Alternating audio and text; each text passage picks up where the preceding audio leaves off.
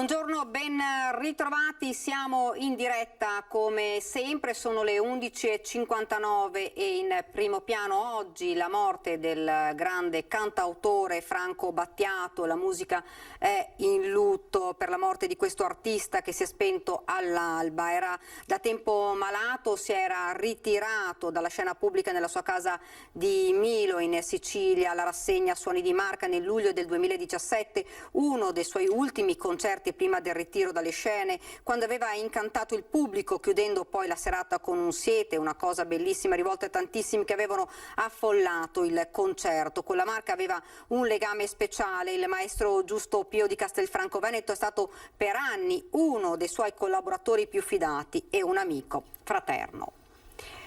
Ed ora invece vediamo, cambiamo argomento ovviamente, vediamo quali sono le disposizioni, i provvedimenti del nuovo decreto con le riaperture graduali tra giugno e luglio. Ieri c'è stato il Consiglio dei Ministri, poi la cabina di regia. Questi sono i provvedimenti, le anticipazioni dei provvedimenti che però dovrebbero essere quelli definitivi, li vediamo insieme. Sono i nuovi parametri per l'attribuzione delle fasce alle regioni, si terrà conto dell'RCT ospedaliero che conteggia i ricoveri nei reparti e nelle terapie intensive, invece dei nuovi contagiati si misurerà l'incidenza dei nuovi casi su 100.000 abitanti. Ed ancora il divieto di circolazione, il fatidico coprifuoco, dall'entrata in vigore del decreto e del cosiddetto coprifuoco in zona gialla sarà dalle 23 alle 5 del mattino, dal 7 giugno, dalle 24 alle 5, dal 21 giugno l'abolizione del coprifuoco. In zona bianca non ci sono limiti alla circolazione e dunque per il Veneto, che dovrebbe passare in zona bianca dal 7 giugno, dovrebbe quindi essere cancellato il coprifuoco. Ovviamente dipenderà da come andranno i contagi fino al 7 di giugno. Parliamo dei servizi di ristorazione. Dal 1 giugno in zona gialla ristoranti aperti anche al chiuso, a pranzo e a cena. Dal 1 giugno sempre consentita la consumazione al bancone nei bar. Parliamo di piscine e palestre invece, qui c'è un po' una polemica per quanto riguarda le piscine al chiuso, perché dunque dal 15 maggio sono aperti al pubblico le piscine all'aperto e gli stabilimenti balneari, dal 1 luglio invece aperte le piscine al chiuso, quindi hanno ancora un altro mese prima di poter riaprire. Qui c'è un po' la delusione dei titolari proprio delle piscine. Dal 24 maggio invece possono riaprire le palestre che, ricordiamo, sono davvero chiuse da mesi. Parchi tematici, dal 15 giugno riapertura dei parchi tematici e di divertimento. Ed ancora eventi e competizioni sportive, dal 1 giugno all'aperto e dal 1 luglio al chiuso. La presenza di pubblico è autorizzata per tutti gli eventi e competizioni sportive nei limiti già fissati, quindi capienza non superiore al 25% di quella massima e comunque non superiore a 1.000 persone all'aperto e 500 al chiuso, e non più limitatamente alle competizioni di interesse nazionale. Centri commerciali, erano tante le chiamate dei telespettatori per sapere quando potevano riaprire. Dunque dal 22 maggio nelle zone gialle riapertura dei negozi dei centri commerciali nel weekend. Ed ancora cerimonie e ricevimenti, dal 15 giugno nelle zone gialle potranno riprendere le feste e ricevimenti di matrimoni, battesimi, lauree, matrimoni all'aperto e al chiuso con Green Pass per i partecipanti. Ed ancora altre riaperture dal 1 luglio, attività di sale gioco, sale scommesse, sale bingo e casinò. Anche qua erano scesi in piazza i titolari delle sale giochi e delle sale scommesse perché non avevano ancora una data. Dal 1 luglio potranno riaprire anche le attività di centri culturali, centri sociali e centri ricreativi, corsi di formazione pubblici e privati. Ed infine congressi e convegni, l'ok dal 15 di luglio, dunque dal 15 scusate di giugno, e dunque riaprono anche loro. Queste dunque le novità che dovrebbero essere poi insomma definitive, nei prossimi giorni si sapranno.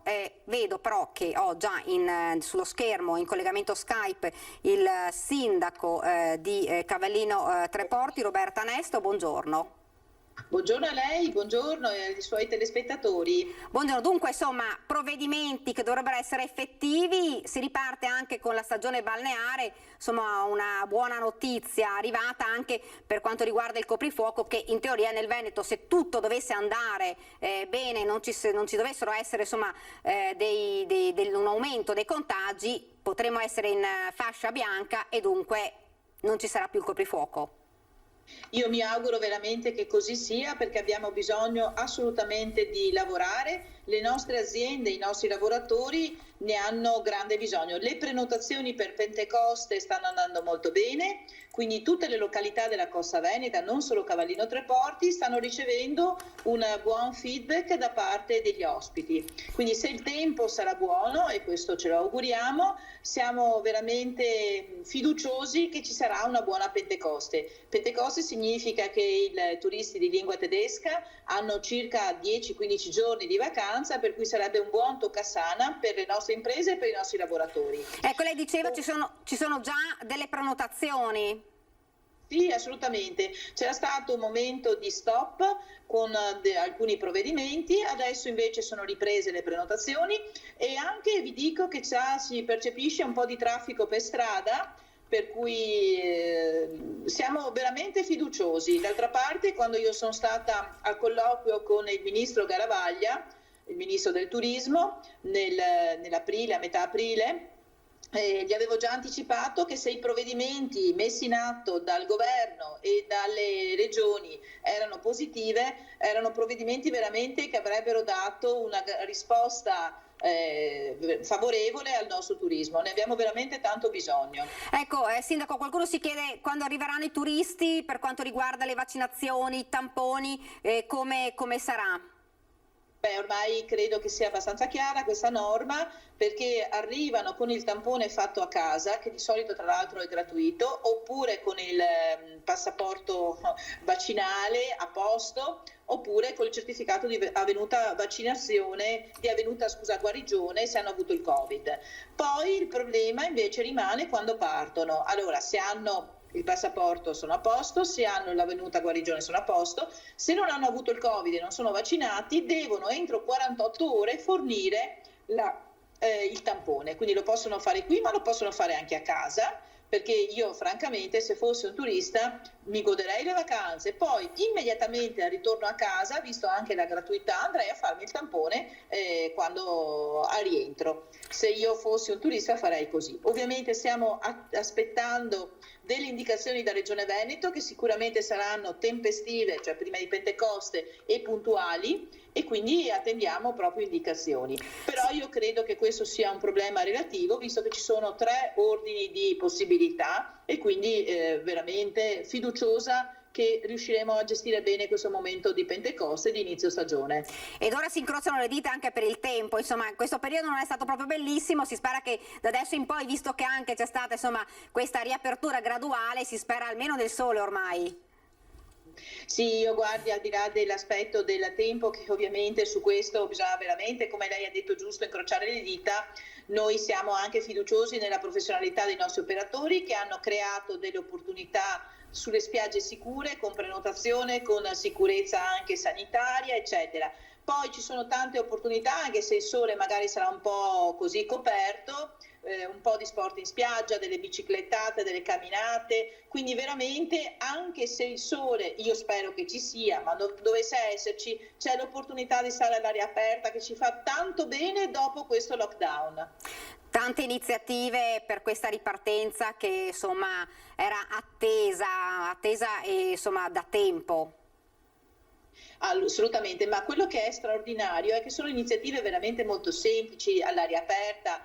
Anche andare al ristorante oggi è diventata una cosa preziosa, perché la condivisione, stare con la propria famiglia, all'aria aperta, in sicurezza, con i protocolli sanitari che ormai applichiamo, o fare una passeggiata, stiamo riscoprendo il senso speciale delle piccole cose. Però nella Costa Veneta le piccole cose sono speciali lo stesso, immersi in una natura strepitosa, in una situazione ambientale unica. Credo che i nostri turisti, sia italiani che stranieri, apprezzeranno di sicuro.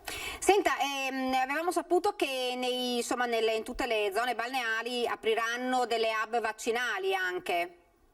Allora, tutti i sindaci hanno dato la disponibilità per dare questo supporto ovviamente un po' a tutti coloro, soprattutto gli operatori del turismo, per proprio trovarci pronti. Adesso stiamo aspettando perché ovviamente dipende dalle ASL se ricevono però il vaccino. Mi pare che oggi anche su questo tema il confronto sia importante e siamo stati rassicurati e quindi assolutamente stiamo aspettando indicazioni, noi siamo pronti. Ecco, qualcuno diceva anche in questi hub vaccinali potranno vaccinarsi anche turisti stranieri, perché ovviamente qualcuno dice prima gli operatori turistici, prima insomma tutti gli italiani e poi ovviamente si potrebbe aprire anche a loro? Secondo lei è un'ipotesi? Allora, secondo me questo risulta molto difficile perché dipende dagli accordi di collaborazione tra i paesi dell'Unione Europea e non solo. Io credo che prima la priorità siano gli operatori turistici e la popolazione residente. Queste due priorità sono fondamentali e già questo darebbe un grande impulso alla sicurezza. I turisti ritengo che debbano vaccinarsi nei paesi di origine, salvo casi specialissimi, ma devono essere decise queste strategie dall'ente competente, cioè dal governo e dalla regione, nel nostro caso la regione Veneto. Anche perché, ripeto, un turista, adesso mi metto nei panni del turista che viene in vacanza, che va a farsi il vaccino e magari sta 3 giorni male, non mi pare che sia una gran vacanza. Comunque queste sono strategie che devono essere valutate attentamente. Senza invece un respiro di sollievo invece per i ristoratori e insomma i baristi soprattutto, che hanno finora dovuto riaprire con la possibilità solo però di accogliere i clienti all'esterno, da adesso invece potranno finalmente riaprire anche le sale e poter far accomodare i clienti anche all'interno.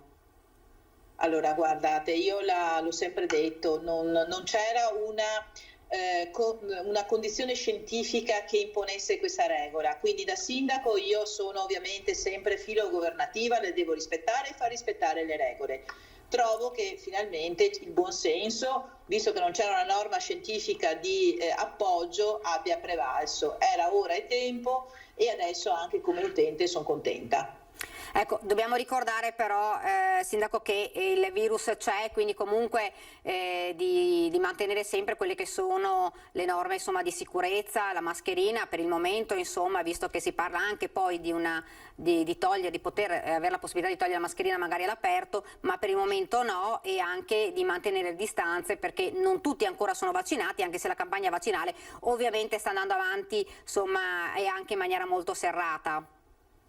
Allora, guardate, io quando parlo con le persone e parlo con tante dico sempre, guardate, avete fatto il vaccino, non l'avete fatto, ma non importa, devono essere mantenute le regole che ci hanno salvato, perché tanti sono rimasti per fortuna in salute e quindi dico basta veramente molto poco, ci ha salvato. Io per esempio lo dico apertamente, non ho avuto neanche un raffreddore, significa che stando attenti veramente ci sono delle situazioni di buon senso, lavarsi le mani, disinfettarsele, tenere la mascherina dove è necessario tenersela, adesso vedremo le prossime regole, cercare il distanziamento e di stare con semplicemente la finestra aperta. Tutte queste regole ormai le abbiamo imparate, dovremo averle metabolizzate. Io spero che arriviamo al dover neanche più ricordarle, che così siano talmente un costume di vita, una normalità, che non ci sia più la necessità di star qui a dirle. Invece ritengo che sia ancora necessario dirle e quindi la ringrazio per il suo anche stimolo. Sì, per quanto riguarda invece i lavoratori stagionali, ovviamente l'anno scorso c'era stato un gravissimo problema perché non si potevano insomma, prendere i stagionali. Adesso che riparte la stagione dovrebbe ripartire insomma, nel pieno, senza problemi. Secondo lei ci sarà ancora questo problema oppure si comincia già a cercare? Allora io so che ci sono state tante assunzioni e ce ne sono tanti già in forza alle aziende turistiche della nostra costa veneta. Ovviamente auspico che ci sia veramente la soddisfazione per tutti i lavoratori che stanno cercando lavoro, che sono ancora tanti. D'altra parte, se la Pentecoste parte, a quel punto anche i datori di lavoro assumono gli stagionali perché ne hanno bisogno, perché poi l'anno scorso siamo arrivati anche nella situazione molto paradossale che quando a metà stagione, a luglio ad agosto, c'era bisogno di personale, non ce n'era a disposizione. Quindi è stata una stagione difficile da tanti punti di vista, questa stagione non è stata finora una stagione facile nelle sue battute iniziali, ma mi auguro veramente che ci sia lavoro per tutti, per le aziende e per i lavoratori. Questo è un nuovo inizio, si può dirlo ormai, insomma, perché rispetto all'anno scorso che non c'era la vaccinazione, adesso si ricomincia, ma si ricomincia anche con una certezza, quella che la maggior parte, insomma, dei veneti si spera che a settembre saranno vaccinati. Assolutamente, è un po' una stagione per la stagione estiva, ma anche per le nostre famiglie, per i ragazzi. Non dimentichiamoci che rimanere a casa in DAD non è stata esattamente un'operazione facile né per le famiglie né per questi ragazzi, non vedere i propri coetanei, per i nonni che non hanno potuto vedere i nipoti. Cioè è stato un periodo veramente tanto duro per tutte le famiglie e per tante situazioni. Io mi auguro che veramente cominciamo adesso la stagione estiva, sono fiduciosa, andrà bene, ritengo che però sarà l'autunno il vero banco di prova e quindi spero che siamo veramente pronti ad affrontare un'invernata con condizioni diverse. Ecco, le chiedo l'ultima cosa, riparte la stagione, lei ha qualche numero, c'è qualcuno che ancora aspetta, perché insomma ci sono state aperture, non aperture, chiusure o riaprono tutti in massa? Riaprono tutti in massa, questa è la soddisfazione. E questa è un'ottima notizia. Allora, le aperture saranno un po' graduali, non saranno tutte adesso per Pentecoste, però la gran parte delle aziende aprono per Pentecoste. So che anche nelle altre spiagge è un po' così, qualcuno tarderà un pochino, ma non di tanto, perciò il dato significativo è che si dovrebbe avere tutto aperto. Però attendiamo ancora qualche giorno per avere le notizie. Sarebbe bello fare il punto dopo Pentecoste, perché è lì che vediamo subito il buongiorno del mattino. Per quanto riguarda invece i ristoratori, ha sentito nulla? Ho sentito che hanno cominciato a lavorare in maniera importante, non soltanto i ristoratori di Cavallino Treporti, ma un po' tutti coloro che hanno spazi. Cioè diciamo che la situazione più in crisi si ha nei servizi di ristorazione nei ristoranti che hanno solo spazi all'interno, quindi sono stati molto penalizzati nonostante appunto le riaperture. Quindi confido che questi provvedimenti entrino in vigore il più presto possibile. E fra l'altro abbiamo sentito insomma che nel weekend sono cominciati a tornare anche i turisti nostrani, insomma. Certo, noi abbiamo visto anche a Cavallino Treporti, che abbiamo dovuto istituire una zona speciale a Lio Piccolo perché c'è stata una pacifica invasione e sono luoghi invece preziosi, devono essere contingentati gli accessi. Ma questo ci fa ben sperare, cioè io capisco che i veneti oggi hanno veramente cominciato a riapprezzare il loro Veneto e questo mi fa grande piacere da veneta. Sindaco, grazie davvero, grazie per essere stato con noi, per aver accettato l'invito, grazie, buon lavoro. Grazie Sindaco. A voi per il lavoro strepitoso che fate. Grazie davvero Sindaco. Noi ci fermiamo per una piccola pausa pubblicitaria e poi torniamo qui in studio con altre notizie e con altri ospiti.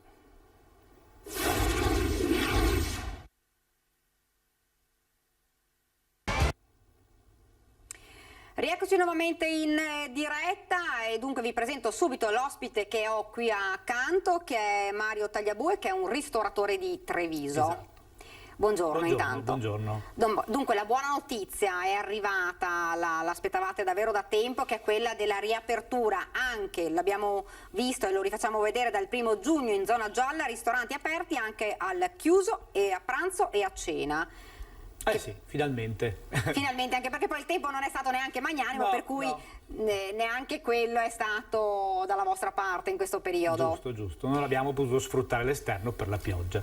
Ecco, lei mi diceva, io avevo 2 locali, uno ho dovuto chiuderlo durante il primo lockdown. Sì, allora c'era già un mezzo progetto, insomma la voglia il lockdown, sicuramente questa situazione ci ha proprio portato alla svendita, perché insomma anche un periodo non è proprio, non era dei migliori per cedere, però l'abbiamo fatto, abbiamo trovato delle persone anche brave, coraggiose e abbiamo ceduto il primo locale e l'altro 15 mesi, era giovane tra l'altro perché avevamo aperto 2 anni fa, dunque è arrivato Una mazzata, possiamo dirla, una questa gran mazzata. Ormai per sono tutti. 15 mesi che quasi, a parte i 3 mesi estivi l'anno scorso, che ci hanno così un po' fatto lavoricchiare, perché noi a pranzo non lavoriamo, lavoriamo solo la sera.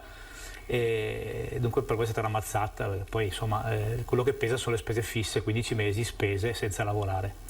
Fra l'altro anche ci dicevano anche gli altri ristoratori, il problema, e soprattutto anche i baristi, il problema è stata le aperture e le chiusure poi a singhiozzo, Sì. che hanno creato più problemi per il fatto che c'erano gli acquisti delle materie prime e poi Certo, come ad esempio delle feste l'ultima volta, tutti i frighi pieni, tutti pronti, chiusura, buttato via tutto, o quasi, perché surgeli poco niente, insomma, il resto lo regali, lo usi tu, lo butti, fai qualcosa, insomma, che sì. Ora insomma, respiro di sollievo per questa apertura, c'è ancora un po' il timore, è rimasto, cosa rimane di questo Allora, anno e mezzo? diciamo che io prendo come esempio l'anno scorso, l'apertura non è stata felice, nel senso sì, lavori, ma la gente ha paura dei contagi, cosa che speriamo quest'anno con i vaccini non ci sia. E, insomma, un sacco di timori, paure, distanze, tutte queste cose qui non ci hanno fatto lavorare bene sicuramente le poche volte che eravamo aperti. E quest'anno, adesso senza il coprifuoco, con un po' di restrizioni in meno, con l'usufrutto dell'interno, anche perché all'esterno, io che sono a Treviso Nord, fa ancora freddo la sera, non si può star fuori, e i vaccini si dovrebbe lavorare, speriamo, in maniera decente. Ecco, lei diceva un locale chiuso a causa del lockdown, adesso però insomma la speranza e insomma anche la riapertura di un nuovo locale proprio per ricominciare. Sì, perché intanto bisogna lavorare e poi insomma abbiamo aperto un takeaway delivery, diciamo, più portato verso le esigenze del momento, che magari appunto la gente richiedeva un po' di più questo servizio. E adesso da lunedì prossimo apriamo anche qualche tavolino che abbiamo e niente, speriamo di lavorare, insomma. C'è stato un momento in cui lei ha detto vabbè, basta, chi me lo fa fare? Sì, tutt'oggi. Penso come tutti i miei colleghi, le poche volte che ci siamo ritrovati, o anche con l'associazione, tanti, sì, il pensiero era non ce la faccio più, basta, no. Ma per lo stress, il nervoso, le complicanze che ti dà il non guadagnare, ma non guadagnare, cioè avere spese fisse e non guadagnare, perché dietro un'impresa, una partita IVA, c'è un'impresa familiare poi dietro, dunque sì, non è stato semplice, 15 mesi sono lunghi. Sì, sono lunghissimi purtroppo e ci sono, come ristoratori e baristi, anche, insomma, lo ricordiamo, palestre, centri sportivi che sono rimasti invece chiusi definitivamente fino ad ora. Anche per loro la buona notizia l'abbiamo detta, anche se purtroppo poi nel corso delle nostre edizioni dei telegiornali sentiremo anche invece i titolari delle piscine all'interno che sono costretti ancora alla chiusura fino a luglio, quindi un altro mese intero, e questo insomma è un danno non indifferente. Per qualcuno dice insomma perché, che senso ha a questo punto, se si può andare a mangiare non si può andare in piscina? Questa è un po' la domanda che si fanno. Sono tante domande che ci siamo posti che non avevano senso, dall'autogrill sì, e il bar normale no, al tram il disastro, negli autobus, mezzi pubblici il disastro, ai ristoranti invece dove era un luogo comunque sicuro, perché con i tavoli distanziati, le mascherine, i plexiglass, gli igienizzanti, misurare la febbre, il recapito telefonico di tutti. Nonostante questo... Niente, sì, difficile da capire. Eppure... E abbiamo detto sempre, purtroppo ristori sono arrivati, alcune volte sì, alcune volte no, pochi. Io darei il nome giusto, si chiamano risarcimenti, e poi non sono sufficienti. E sono arrivati? Sono arrivati, ma non sono sufficienti, perché io parlo per il mio caso come per tanti altri, cioè no, fatturato sì, fatturato no, le spese fisse, cioè siamo realisti, le spese fisse sono alte perché c'è l'affitto, l'immondizia, l'Enel, un po' di tasse, dunque bisogna guardare le spese fisse che ha un posto, ogni azienda, ogni posizione ha le sue spese, e i ristori bastavano sì e no per coprire 1 o 2 mesi, siamo chiusi da 15 mesi, dunque sì, siamo a cifre lontane, tanto lontane da quello che è la realtà. Dunque si ricomincia e dice per fortuna, perché maggio è un po' il mese delle cresime, delle comunioni, questo potrebbe essere una boccata d'ossigeno per voi?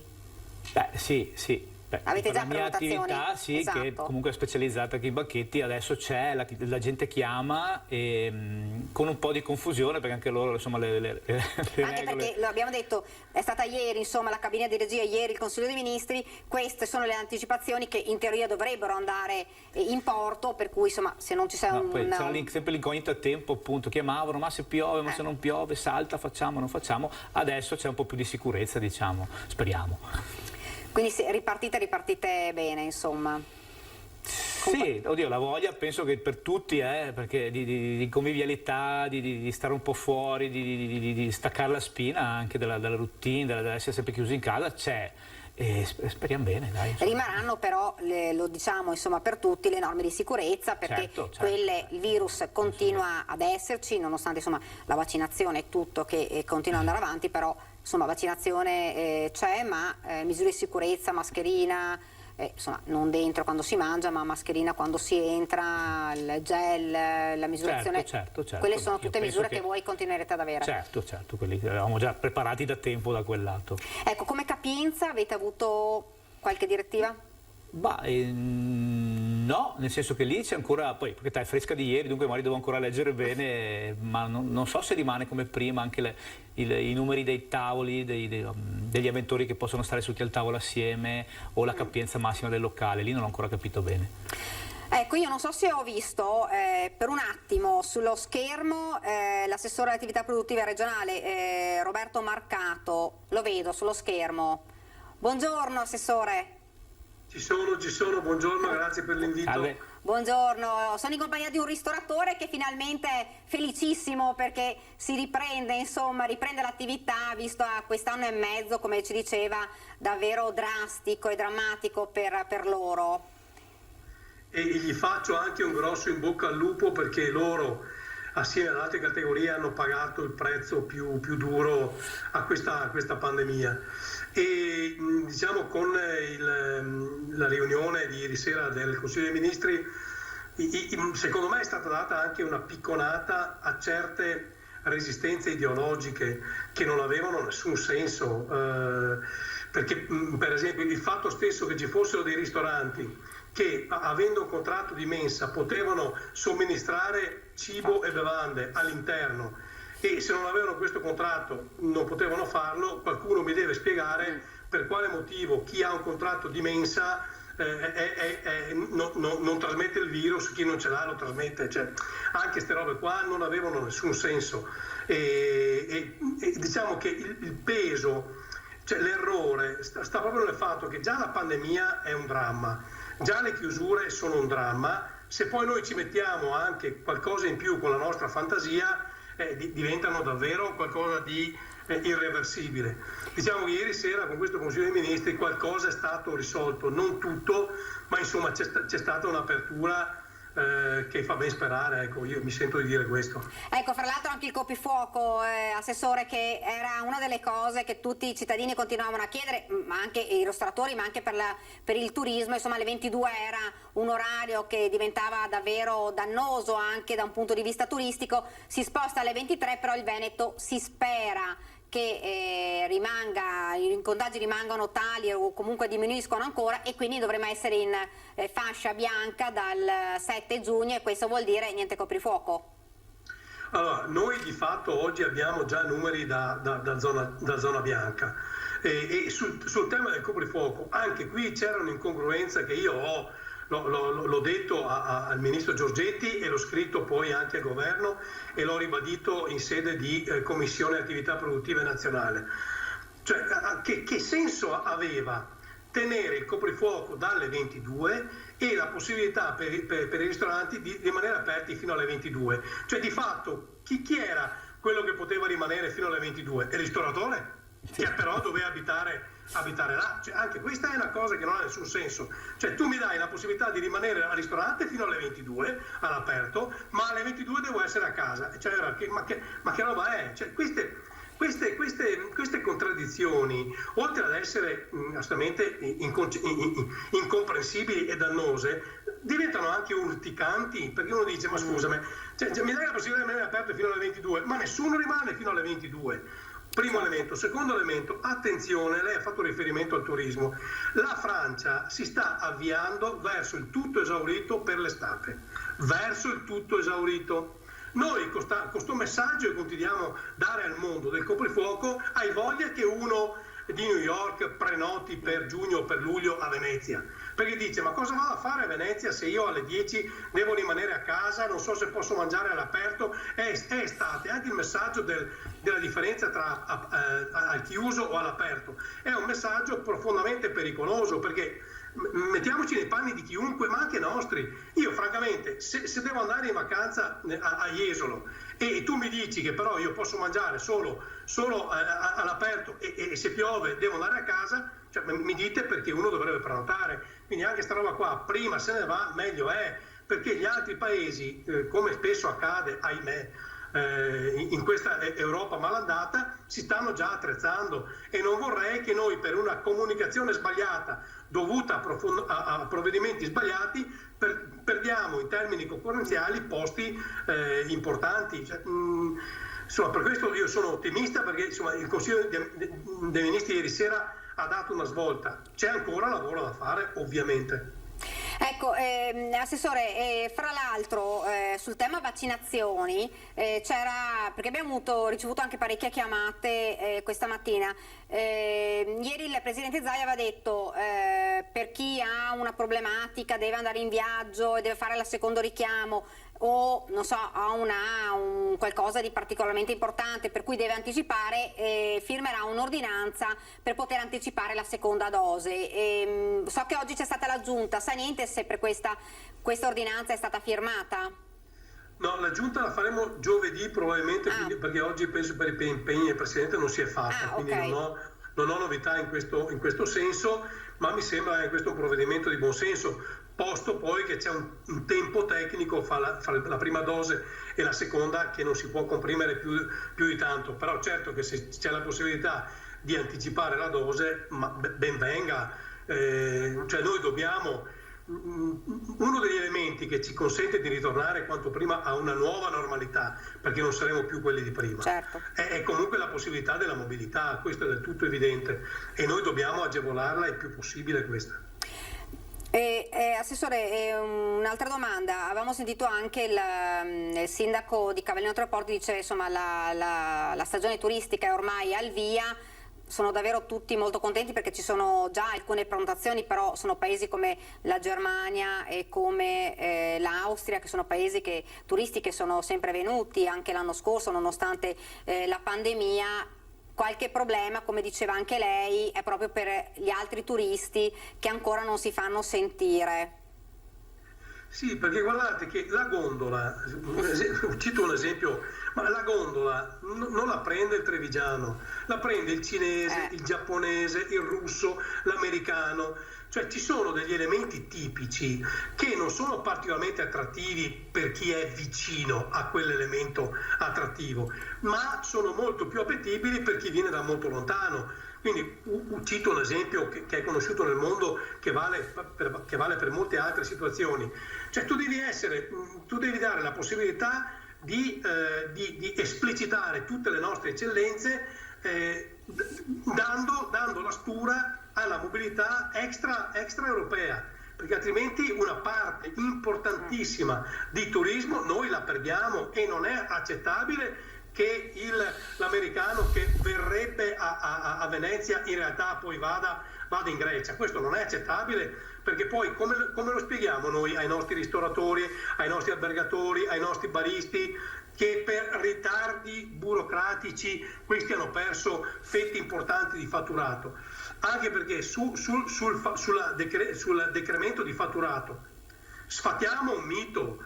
Non c'è stato un ristoro sul fatturato, perché se noi andiamo a vedere i dati, nel 2020 noi abbiamo avuto un calo del fatturato complessivo in Italia pari a 420 miliardi di euro.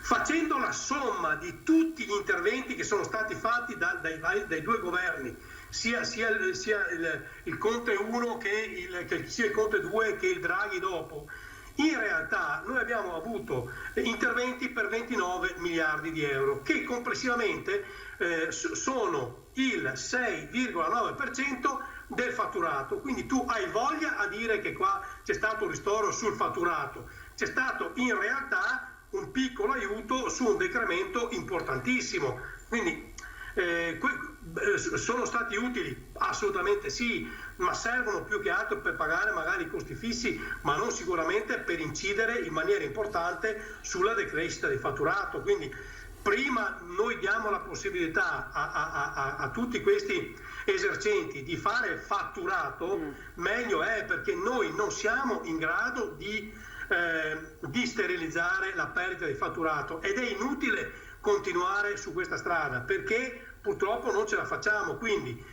gli aiuti servono assolutamente sì e ci mancherebbe, però dobbiamo quanto prima mettere in condizione i nostri ristoratori, e visto che ne abbiamo uno in studio, di fare fatturato, di fare le comunioni, di fare le cresime, di fare i matrimoni, di fare i compleanni, di fare le cene aziendali, i pranzi aziendali. Questo bisogna metterli in grado di fare, perché altrimenti se noi a loro raccontiamo che anche se non ci sarà il fatturato ci pensa lo Stato, diciamo una stupidaggine, perché lo Stato italiano non ha la forza finanziaria per sterilizzare in maniera importante la decrescita, il decremento di fatturato. Lavoriamo sui costi fissi, che quella è la cosa più importante, perché a prescindere che uno sia chiuso o no, purtroppo i costi fissi ce li ha, e qualcuno a Roma dovrebbe capirlo, perché forse c'è anche questo che a volte non si comprende, e lavoriamo su quelli e diamo la possibilità ai nostri ristoratori di fare i ristoratori, punto. Ecco, vedevo insomma che annuiva il ristoratore. Dottor Marcato, perché noi vogliamo lavorare, non abbiamo mai chiesto niente a nessuno, fateci lavorare in sicurezza. E dopo per il resto ci arrangiamo, perché buttare via i risparmi di una vita per pagare un anno di affitto di locale, di contadina, di utenze a vuoto, cioè, è una vita rovinata. Io ho buttato via i risparmi di una vita per coprire un anno di costi fissi di locale. È follia. È esattamente così, Guardi, faccio un esempio eclatante che vale però... perché è significativo. Cioè io giovedì scorso era il compleanno dell'Eris Bar di Venezia, 90 anni, ed era tristemente chiuso, e ho voluto farmi una foto con Rigo Cipriani proprio per continuare questa battaglia per le aperture. Cioè ragazzi, ma questo è chiuso da mesi, ma questo al mese paga 62.000 euro di affitto. Cioè voi capite, ma quanto dovrà lavorare l'Eris Bar per poter recuperare quei 62.000 euro al mese di affitto senza produrre fatturato? Adesso mi rendo conto che questo è un caso eclatante, ma è significativo, perché qualsiasi ristoratore ha quei costi fissi, e l'elettricità e i rifiuti, che poi ci sono tutte queste cose che uno non tiene in considerazione, pare che sia solo il fatto che non ha fatto scontrini. No, c'è il tema dei costi fissi, che se in una situazione normale hanno comunque un peso, in una situazione di chiusura diventano drammatici. Questo è il tema, per cui ci sono le vaccinazioni, ci sono gli immuni perché hanno preso il Covid e sono sopravvissuti per fortuna. Oggi andiamo verso un'immunità di gregge. Adesso io ho capito che bisogna continuare a dire che moriremo tutti, perché altrimenti alcuni virologi non sanno più che lavoro fare e perdono la telecamera che a loro piaceva tanto. Però ragazzi, non è che possiamo continuare a tenere chiuso perché c'è il Crisanti di turno che dice che con le riaperture avremo 600 morti, perché abbiamo un numero di morti che sono sempre troppi, anche uno è troppo, ma è drasticamente inferiore a quella previsione che faceva Crisanti. Allora non è che noi per solleticare la voglia di apparizione di qualcuno dobbiamo continuare ad avere sta cappa nera sopra la testa. Torniamo a vivere. Il Veneto sta già dimostrando una capacità di reazione che è emozionante, cioè è davvero qualcosa di straordinario. Viva Dio, iniziamo a ritornare alla normalità, perché altrimenti, se aspettiamo, come vorrebbe qualcuno, che il virus venga debellato del tutto, ma aspetteremo anni. Noi dobbiamo convivere con il virus e gli strumenti oggi li abbiamo, ci sono delle cure e ci sono anche i vaccini, che sono la cura principale, è l'arma principale che abbiamo. Però insomma, anche possiamo continuare a dire ma tanto arriverà che moriremo tutti. Ho capito, e moriremo tutti, sì, ma insomma, nel frattempo ne manca il ristorante o no? E Marco morirà contento?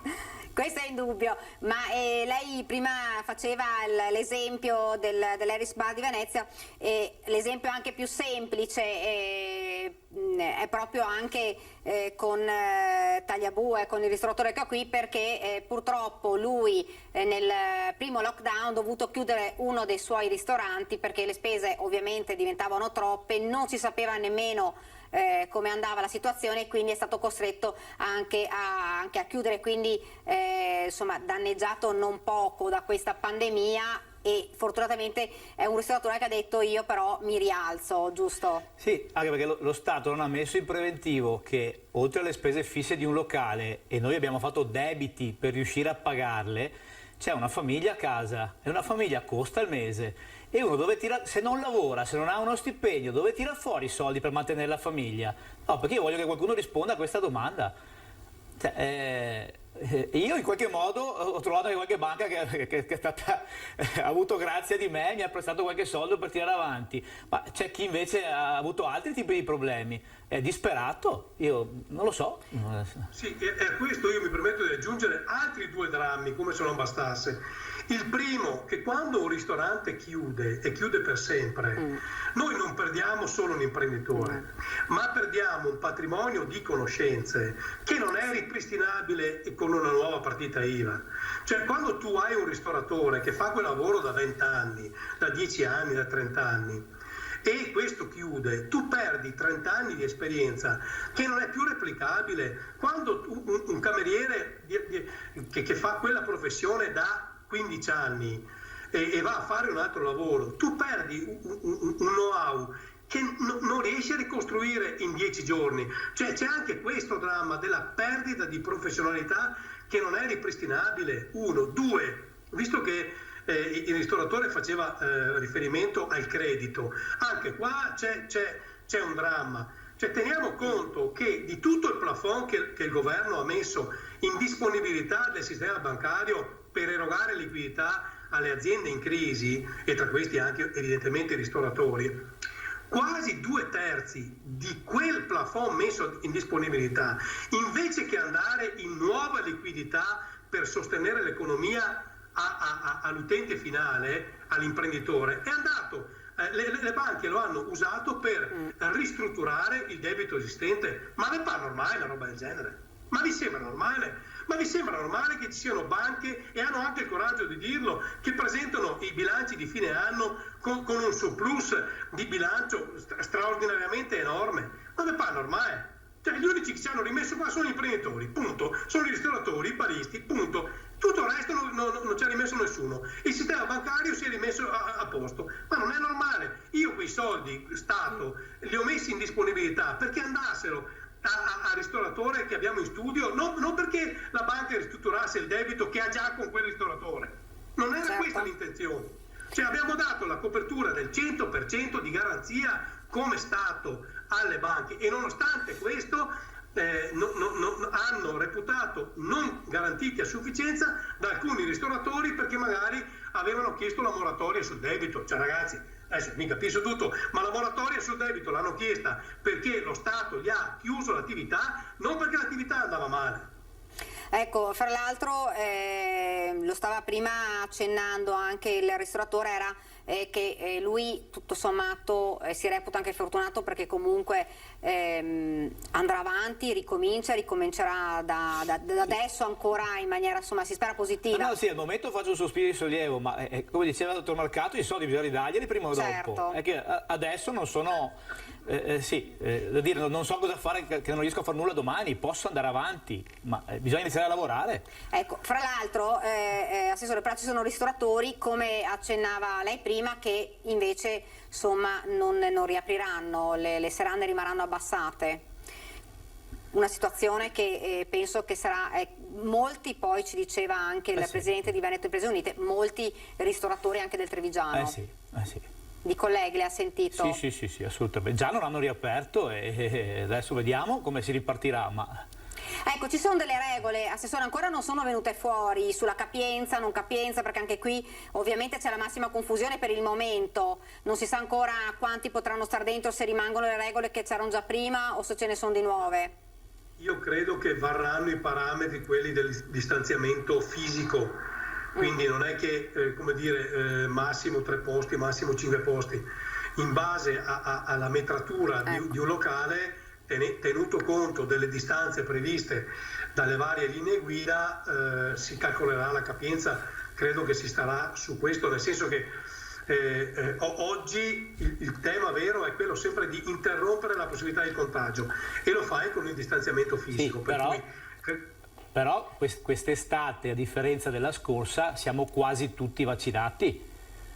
Lo so, ma questo lo continuo a dire in tutte le sedi, cioè io mi sgolo in tutte le sedi, lo scrivo, quindi anche secondo me ci sono i termini per rivedere certi distanziamenti, perché di fatto se io sono vaccinato e lei è vaccinato e siamo al bar insieme, qual è il problema?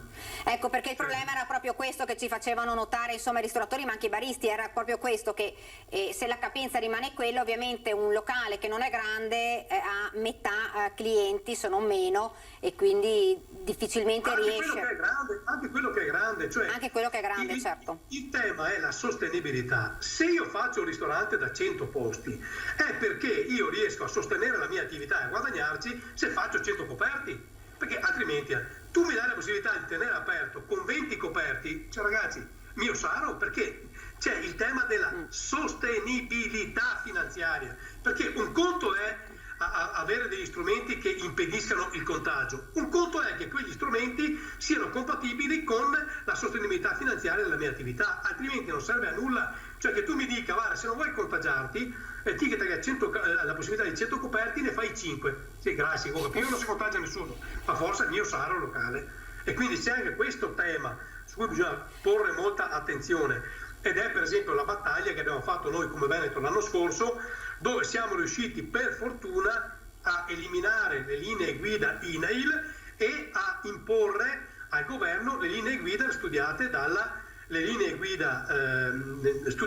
Regione Veneto, perché le linee guida INAIL di fatto non interrompevano la possibilità di contagio, ma non consentivano a nessuno di aprire, perché i posti erano talmente pochi che nessuno aveva la possibilità di sostenere la propria attività. Quindi anche su questo bisogna continuare a battagliare, perché sono sempre temi culturali questi. Bisogna far capire alla gente, magari a chi non ha mai avuto un ristorante o addirittura a chi non ha mai lavorato in vita sua, che i problemi sono altri.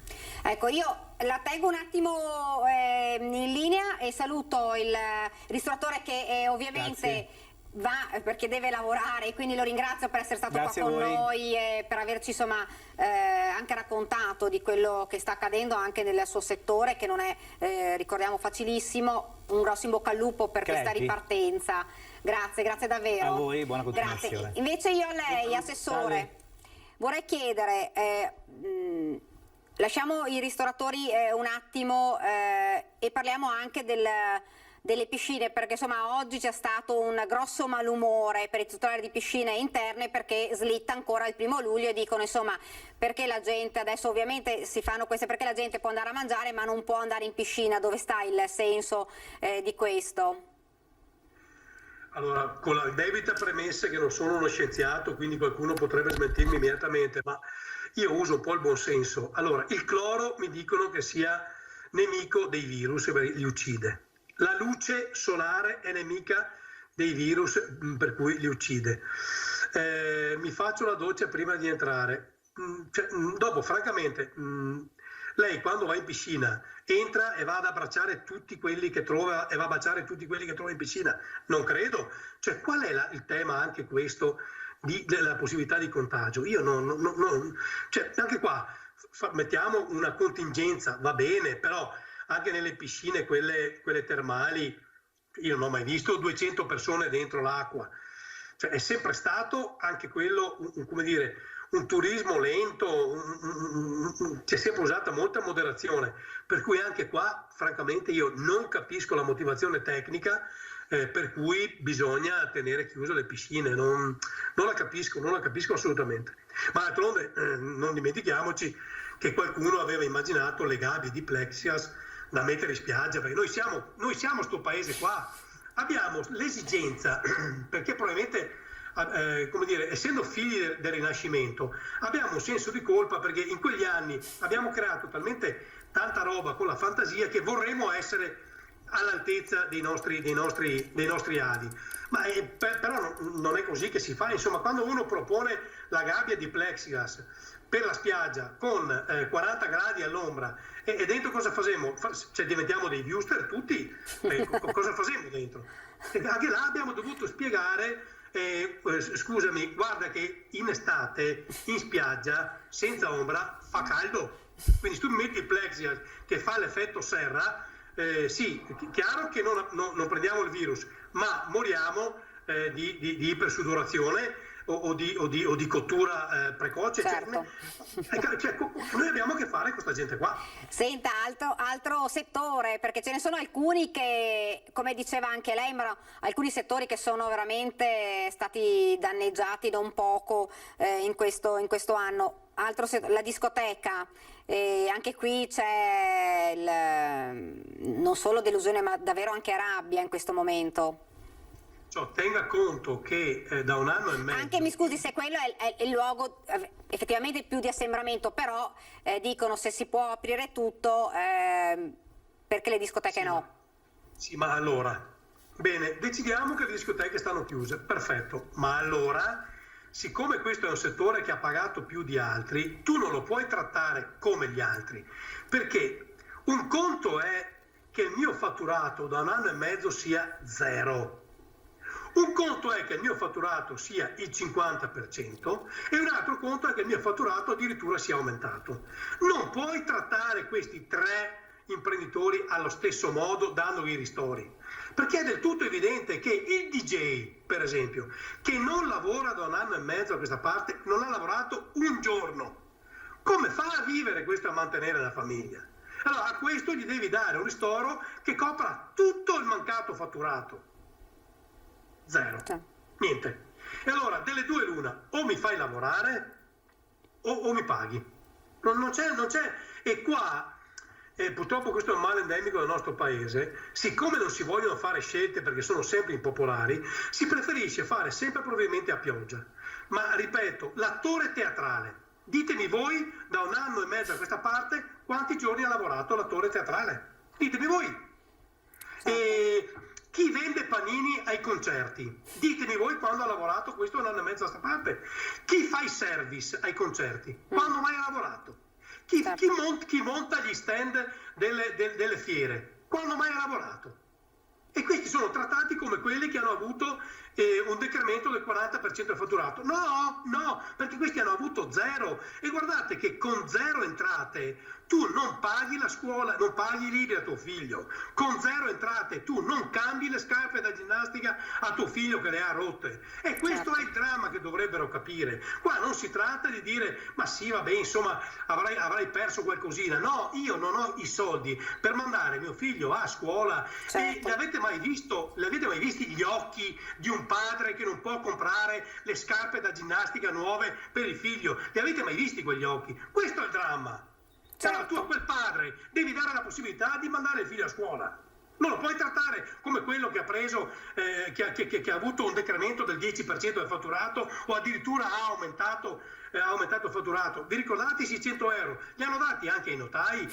Ditemi voi che i notai hanno avuto problemi economici. Certo. Assessore, io la ringrazio. Grazie a lei. Grazie, Assessore. Scusi per i toni, ma io mi accaloro poi quando parlo di questo. Assolutamente, grazie invece Assessore, grazie davvero per aver accettato il nostro invito e essere stato con noi. Grazie, arrivederci. Grazie a voi, a presto, grazie. Insomma, avete sentito ovviamente la situazione ovviamente ancora difficile e vedremo poi se le anticipazioni che hanno dato rimarranno tali. Ci sono dei settori che continuano ad essere colpiti e poi nel corso dei telegiornali sentiremo anche le loro testimonianze. Però io vedo subito, e l'ho fatto aspettare, mi scuso, il Federico Capraro, presidente dell'ASCOM di Treviso. Buongiorno. Buongiorno a tutti voi. Buongiorno, ha sentito toni accesi da parte dell'assessore regionale, ma dice giustamente la situazione è una situazione davvero difficile per molte categorie, perché sì, è vero, si riparte. La buona notizia per i ristoratori e i baristi, ma ci sono ancora dei settori che rimangono ancora fermi. Condivido i toni dell'assessore Marcato, perché condivido con lui la partecipazione sia lì dove ricopriamo in ambiti diversi dei ruoli di responsabilità, sia lì dove, così come il collega Mario Tagliabue che è intervenuto, condivido l'operatività e la situazione quotidiana, essendo un operatore del turismo. I toni sono caldi perché la situazione è e rimane comunque una situazione molto difficile, per alcuni versi anche drammatica, e come si diceva nell'ultimo intervento anche una situazione molto differenziata pur negli stessi ambiti operativi. Provo a spiegarmi. Quando noi parliamo del turismo parliamo di settori, le agenzie di viaggio, gli alberghi, i ristoranti, che hanno vissuto dinamiche diverse, che hanno difficoltà diverse, cali percentuali di fatturato diversi, ma all'interno dello stesso settore. Parlo di quello degli alberghi per prendere un ad esempio. Gli alberghi del mare rispetto agli alberghi del lago, rispetto agli alberghi della montagna o rispetto agli alberghi delle città d'arte hanno avuto dinamiche completamente diverse, stando qui nell'ambito veneto. E all'interno dello stesso ambito, anche negli alberghi di città, la situazione di alcuni alberghi che lavorano con i mercati stranieri, altri con i mercati italiani, con una clientela business legata alla consulenza o al commerciale, piuttosto che invece al mercato dei tecnici, di coloro che intervengono nelle attività di manutenzione, sono mondi completamente diversi. Questo conferma che la richiesta che avevamo di intervenire con quelli che discutevamo come ristori, che dovevano essere in realtà degli interventi di indennizzo corrispondentemente ai cali di fatturato, era quella l'unica modalità per intervenire in maniera precisa e corretta nel rispetto di tutti. Lo dico anche perché con la fatturazione elettronica e con gli scontini elettronici, con un click, quindi a portata di click, l'Agenzia delle Entrate ha in tempo reale la situazione di una piccola impresa, per cui con lo stesso click si poteva intervenire in maniera mirata a sostegno di sole quelle imprese che effettivamente avevano avuto dei cali. Questo non è avvenuto e quindi ha messo in difficoltà tutti e ha ristorato nessuno. Ecco, Presidente, prima di chiedere magari qualche numero sulla provincia di Treviso, le volevo chiedere a caldo rispetto ai provvedimenti che sono stati decisi, le anticipazioni le abbiamo date prima, decise dal Consiglio dei Ministri, dalla cabina di regia. Che cosa pensa di queste? Perché alcune sono giugno, maggio, altre slittano a luglio. Ma a caldo si verrebbe sempre traditi da una certa fretta, ansia, voglia soprattutto di tornare a lavorare come prima, così per come sono organizzate le nostre imprese, ma ci vuole grande responsabilità e grande equilibrio.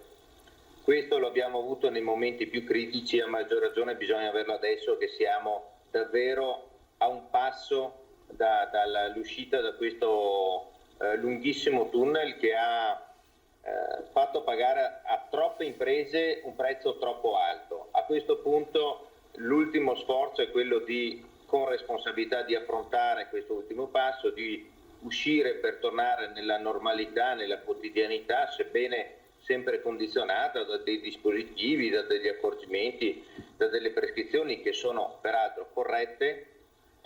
Credo che debba prevalere la considerazione che siamo a un punto di svolta. Abbiamo, come si dice, scollinato, per cui adesso davvero tempi tecnici e ci siamo. Ecco, a livello di numeri, nella provincia di Treviso ci diceva Tagliabue prima, ristoratori che non apriranno, o comunque locali che rimarranno chiusi, qualcuno insomma non ce la fa a ricominciare. Ma ci sono dei dati che di fatto falsano le statistiche.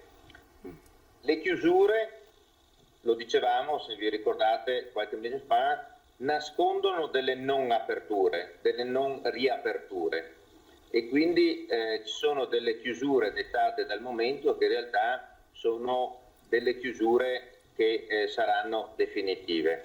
Il secondo dato è che in questo momento, stando anche al blocco dei licenziamenti, stando anche agli interventi che ci sono stati, oggi risulta difficile anche chiudere.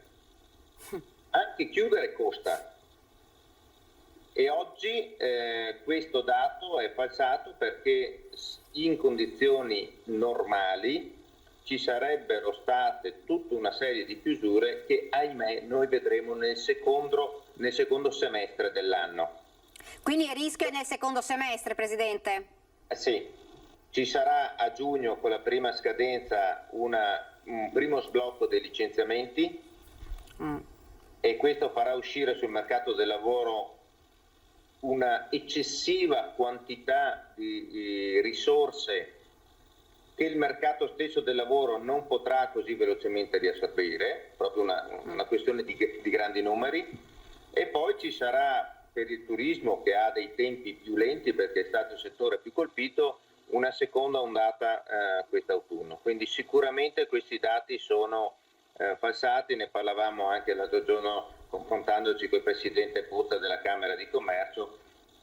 I dati sono chiari, ma bisogna riuscire a leggerli tra le righe. E questo è mi scusi, come percentuale si parla di quanto? Ma noi continuiamo a registrare questo dato che, come dicevo, è falsato, ma è un dato del 25% delle imprese a rischio, ma come dicevo è falsato nei settori della ristorazione, del turismo e legate a noi anche nel settore dell'intrattenimento, lì dove sono stati citati i concerti, gli spettacoli, le mostre, eccetera.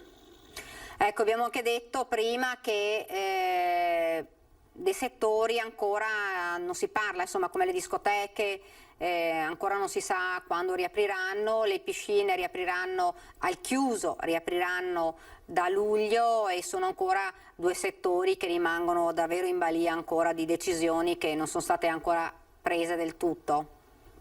Sì, a maggior ragione in un periodo che è quello della stagione primavera-estate, comunque della stagione estiva, che è una stagione particolare per questi due settori, quindi ecco perché dicevo che gli interventi devono essere mirati, perché c'è inevitabilmente chi semplicemente per una ragione di ambito, di contesto di lavoro, di modalità di lavoro ha subito più di altri e quindi ha bisogno di un sostegno maggiore di altri. Alcuni settori riprenderanno dopo, ma più velocemente, altri settori riprenderanno prima, ma probabilmente più lentamente, perché penso a quei settori che hanno bisogno dei mercati lunga provenienza, per cui a quei settori del turismo, a quelle città, faccio un esempio, Venezia, che vive moltissimo con i mercati oltreoceano, Stati Uniti, Asia, eccetera, mercati lontani che non certo saranno i mercati dell'estate 2020 e probabilmente neanche del 2021 e probabilmente neanche della primavera 2022. Ci saranno tempi molto molto lenti, per cui sono delle valutazioni da fare anche come sistema, come corpi intermedi, anche nel rapporto con la regione, per capire come possiamo intervenire a sostegno di queste filiere, perché hanno, ripeto, dinamiche molto diverse. Ecco, rispetto invece al coprifuoco, fino alle 23 dovrebbe essere ormai imminente, poi se il Veneto insomma, è già con dati da zona bianca, dal 7 giugno il coprifuoco sarà cancellato per il Veneto. Insomma, questa è una buona notizia soprattutto anche per il settore turistico, perché come ci dicevano anche gli operatori, insomma, i turisti che arrivano, che devono tornare insomma, in albergo o in un'abitazione alle 22 alle 23, insomma, qualche turista dice meglio non venire.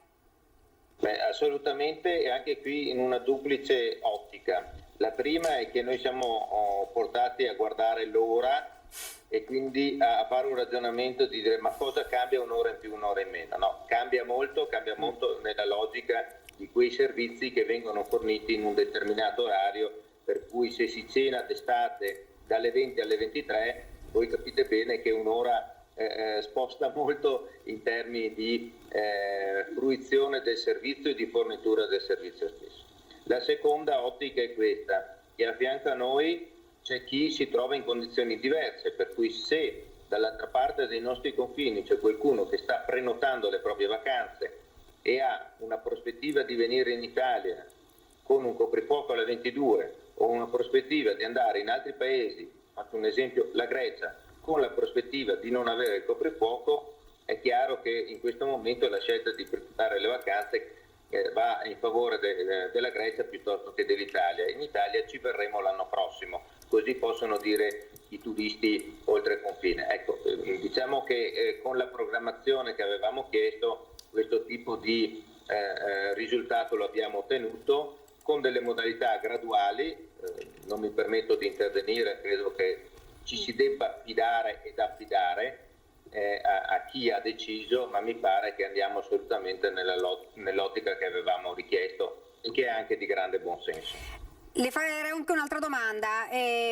Molti operatori anche del commercio ci dicevano perché non vaccinare le commesse, perché non tutte le commesse hanno dai 40 anni in su, ci sono anche commesse molto giovani che sono insomma le persone che sono più a contatto con i clienti, e quindi si pensava dal 16 giugno, ma non è ancora deciso, una vaccinazione aperta a tutti. Ovviamente si dovrà vedere poi come vanno le vaccinazioni dei quarantenni, però insomma ci sono molti del settore del commercio che dicono perché non vaccinare anche tutte le persone che stanno poi a contatto con i clienti. Ma è una richiesta che come sistema Confcommercio abbiamo fatto, perché al netto delle priorità che seguivano una logica corretta, anagrafica, arrivati a questo punto era importante far pervenire un'altra esigenza, che era quella di una priorità per esposizione al rischio. Alcune categorie, alcuni lavoratori sono più esposti da altri, mi riferisco appunto a tutti gli operatori del settore alimentare che anche durante tutta la pandemia e i lockdown hanno sempre lavorato entrando a contatto fisico con il cliente e con la merce che veniva consegnata e scambiata con il cliente, e anche gli operatori del turismo, coloro che facendo le pulizie delle camere, tanto per capirci, negli alberghi entrano a contatto diretto con i clienti e con i loro oggetti. Ecco, lì la priorità è evidente. Lo abbiamo richiesto e credo che andremo in quest'ottica qui, anche perché stiamo registrando un piano vaccinale davvero che sta procedendo in maniera molto spedita, ma che ci sono anche delle disponibilità di vaccini che vengono lasciate a disposizione in ragione del fatto che non tutti in base agli anni stanno provvedendovi. Quindi c'è la possibilità di colmare questi buchi chiamando le categorie più esposte indipendentemente dall'anno di nascita, e credo che in questo modo si acceleri a maggior ragione e soprattutto si mette a regime questo piano che, devo essere sincero, da quando è partito e ha fatto fatica inizialmente, poi ci ha dato dimostrazione che il sistema sta lavorando davvero bene.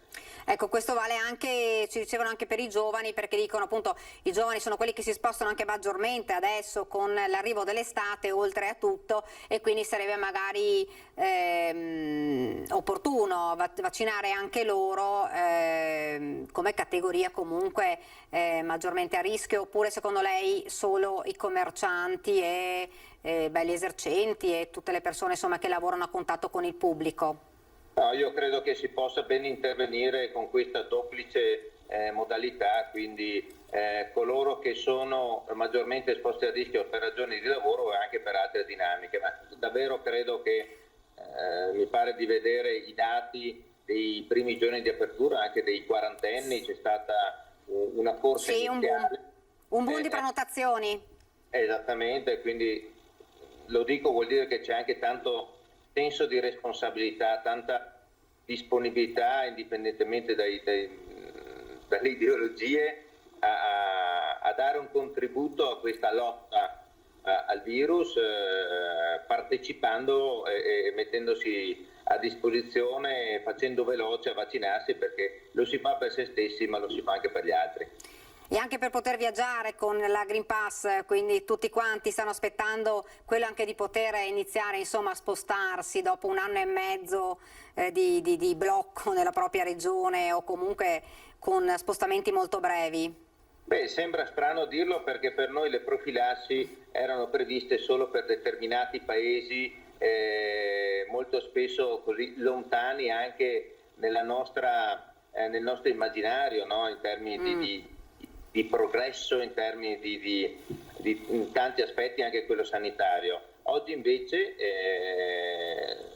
in una logica che ha assolutamente un senso, questa modalità ci porta a considerare che anche per viaggiare o per prendere l'aereo al quale eravamo abituati, certo, per altri mezzi, o per raggiungere determinate destinazioni all'estero, c'è bisogno di essere sicuri di non essere portatori di virus. E quindi è necessario anche per quello, questo aiuta anche la velocità con il quale ci si mette al sicuro. Ecco, le volevo fare anche un'ultima domanda. Dopo i provvedimenti che sono, insomma, le anticipazioni sono uscite questa mattina, dopo l'incontro della cabina di regia, ha sentito un po' com'era l'umore dei commercianti e degli esercenti? Ma c'è gran fretta perché credetemi c'è gran voglia, ma soprattutto c'è grande bisogno di recuperare il più velocemente possibile il tempo perduto, ma non è per tornare a fatturare come prima, a guadagnare come prima. C'è una corsa contro il tempo per salvare le proprie imprese. Stiamo aspettando degli interventi forti in questo senso, perché coloro che oggi sono aperti a fronte di un indebitamento che è stato concesso e a fronte del quale tutte le famiglie si sono impegnate oltre misura per riuscire a traguardare questo periodo. Per cui siamo davvero noi imprenditori di questi settori in corsa contro il tempo, perché dobbiamo assolutamente raggiungere quel traguardo della certezza di potercela fare.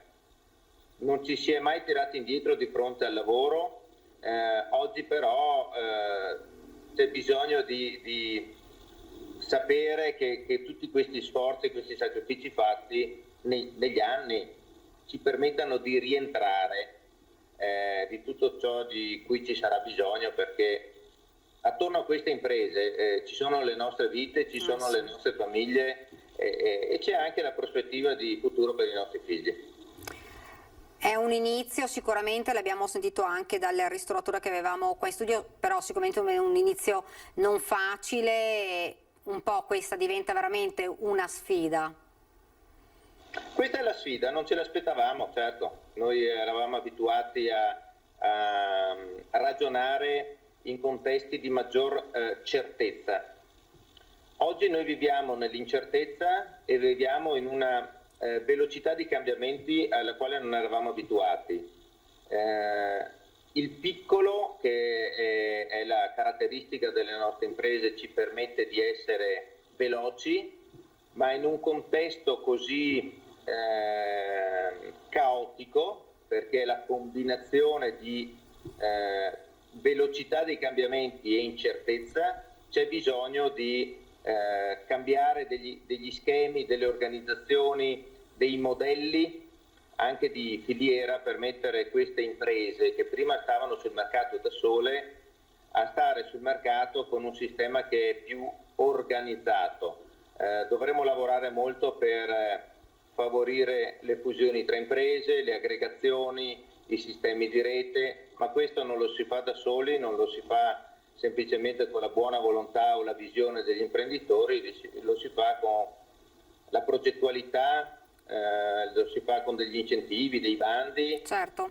fa soprattutto con dei progetti di visione che definiscano come vogliamo le nostre città, come vogliamo il nostro paese fra 10 anni, quindi nel futuro. Le istituzioni, la politica si deve impegnare insieme a noi a disegnare le linee sulla quale far correre le imprese, quindi il motore delle nostre società, delle nostre comunità, lungo la strada del recupero, del rilancio e, ripeto, del futuro. Ecco, l'assessore regionale oggi Marcato diceva, ricominceremo sicuramente a vivere, ma non sarà più come prima. No, sono cambiati innanzitutto questi due aspetti, la certezza e l'incertezza è un cambiamento, e anche la velocità del cambiamento. Non eravamo abituati a cambiamenti così radicali e così ravvicinati. Servono degli altri modelli. Non tutto ciò sul quale noi abbiamo costruito la nostra realtà, lo dico imprenditoriale e anche sociale, è un modello che ha una prospettiva futura. Alcuni di questi modelli devono essere rivisti, e lo dico a tutti gli ambiti, politico, istituzionale, associativo, imprenditoriale. Credo che questo tempo serva anche per riorganizzare il paese. L'obiettivo, lo ha detto Draghi, e è il motivo per il quale noi riponiamo molta fiducia in questo governo, è che non servono solo le misure per superare l'oggi, ma servono soprattutto gli interventi, quelli sostanziali, per cambiare questi sistemi, la burocrazia, il costo del lavoro, il costo della giustizia e come dicevo anche le opportunità per le nostre imprese. Ciò che ci stiamo giocando sono le nostre comunità, e un passaggio evidente è in questo senso, e chiudo, sul riportare nei nostri centri, nelle nostre città, la residenza, la quotidianità, la residenzialità e soprattutto la natività. Bisogna creare le condizioni perché si torni a creare le condizioni per il futuro, si torni a far figli, si torni a creare le condizioni perché tutto questo abbia senso. Certo. C'è un sogno che ci porta a sacrificarci tutti i giorni, no? Certo. Credo che questo sogno debba essere condiviso, è il sogno di avere dei figli che un domani porteranno avanti le nostre tradizioni, i nostri usi, i nostri costumi del nostro paese, la nostra cultura, magari anche le nostre imprese. La ringrazio, grazie davvero Presidente, grazie per essere stato con noi. Grazie, buon lavoro. Dunque avete sentito, insomma, situazione comunque difficile di instabilità in questo momento per tutto il settore del commercio, della ristorazione, devono ripartire subito. Abbiamo sentito anche il ristoratore che era presente qua con noi, una situazione comunque ancora di grande incertezza. Però ovviamente dopo i provvedimenti, la cabina di regia, ad esempio a Padova, insomma, aumenta la fiducia con l'apertura e con la promessa di queste nuove aperture. Prosegue anche la campagna vaccinale, in arrivo ad esempio a Padova 9.000 dosi di vaccino Johnson & Johnson proprio in provincia. Sentiamo. I dati del contagio parlano chiaro. 15 nuovi casi in provincia di Padova nella giornata di lunedì, con una decina di comuni Covid-free da una settimana e solo 2 dove i numeri destano qualche preoccupazione. Bene anche gli ospedali. Da inizio settimana nessun ingresso nelle terapie intensive degli ospedali di Padova, uno solo a Schiavonia. Dati che fanno sperare nell'ingresso dell'intero Veneto in zona bianca a partire dal 7 giugno. Intanto, dopo l'incontro della cabina di regia, il cambio di passo del governo porterà a stretto giro nuove aperture. Allentato il coprifuoco, spostato da subito alle 23, riaperti nel fine settimana tutti i negozi dei centri commerciali. Il decreto dovrebbe riaprire il servizio all'interno, ma solo fino alle 18 anche i ristoranti. Aperture che riguarderanno anche il mondo del fitness. Intanto continua la campagna vaccinale. A Padova è disponibile anche il vaccino Johnson & Johnson, di cui sono attese altre 9.000 dosi entro la fine di maggio. Già da oggi saranno riaperte nuove slot per i quarantenni, ma il Veneto potrebbe aprire a tutti la possibilità di prenotazione a partire dal 16 giugno. Ora ci fermiamo per una piccola pausa pubblicità e vediamo com'è il tempo per questo fine settimana.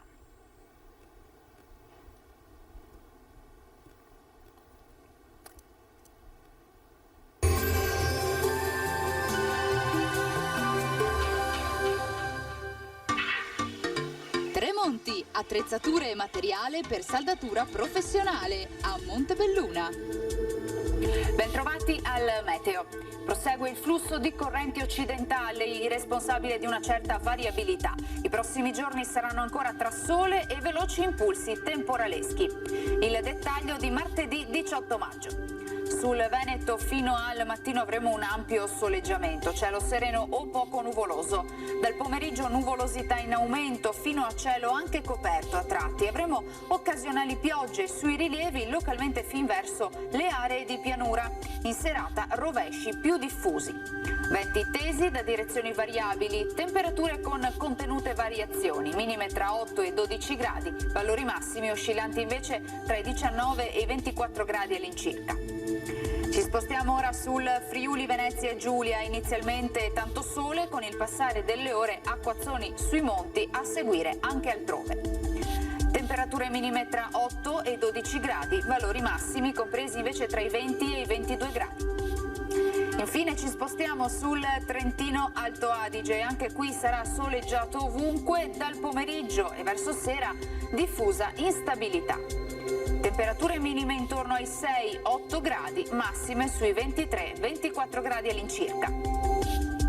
Dal meteo di Antena 3 per ora è tutto, grazie per l'attenzione, arrivederci.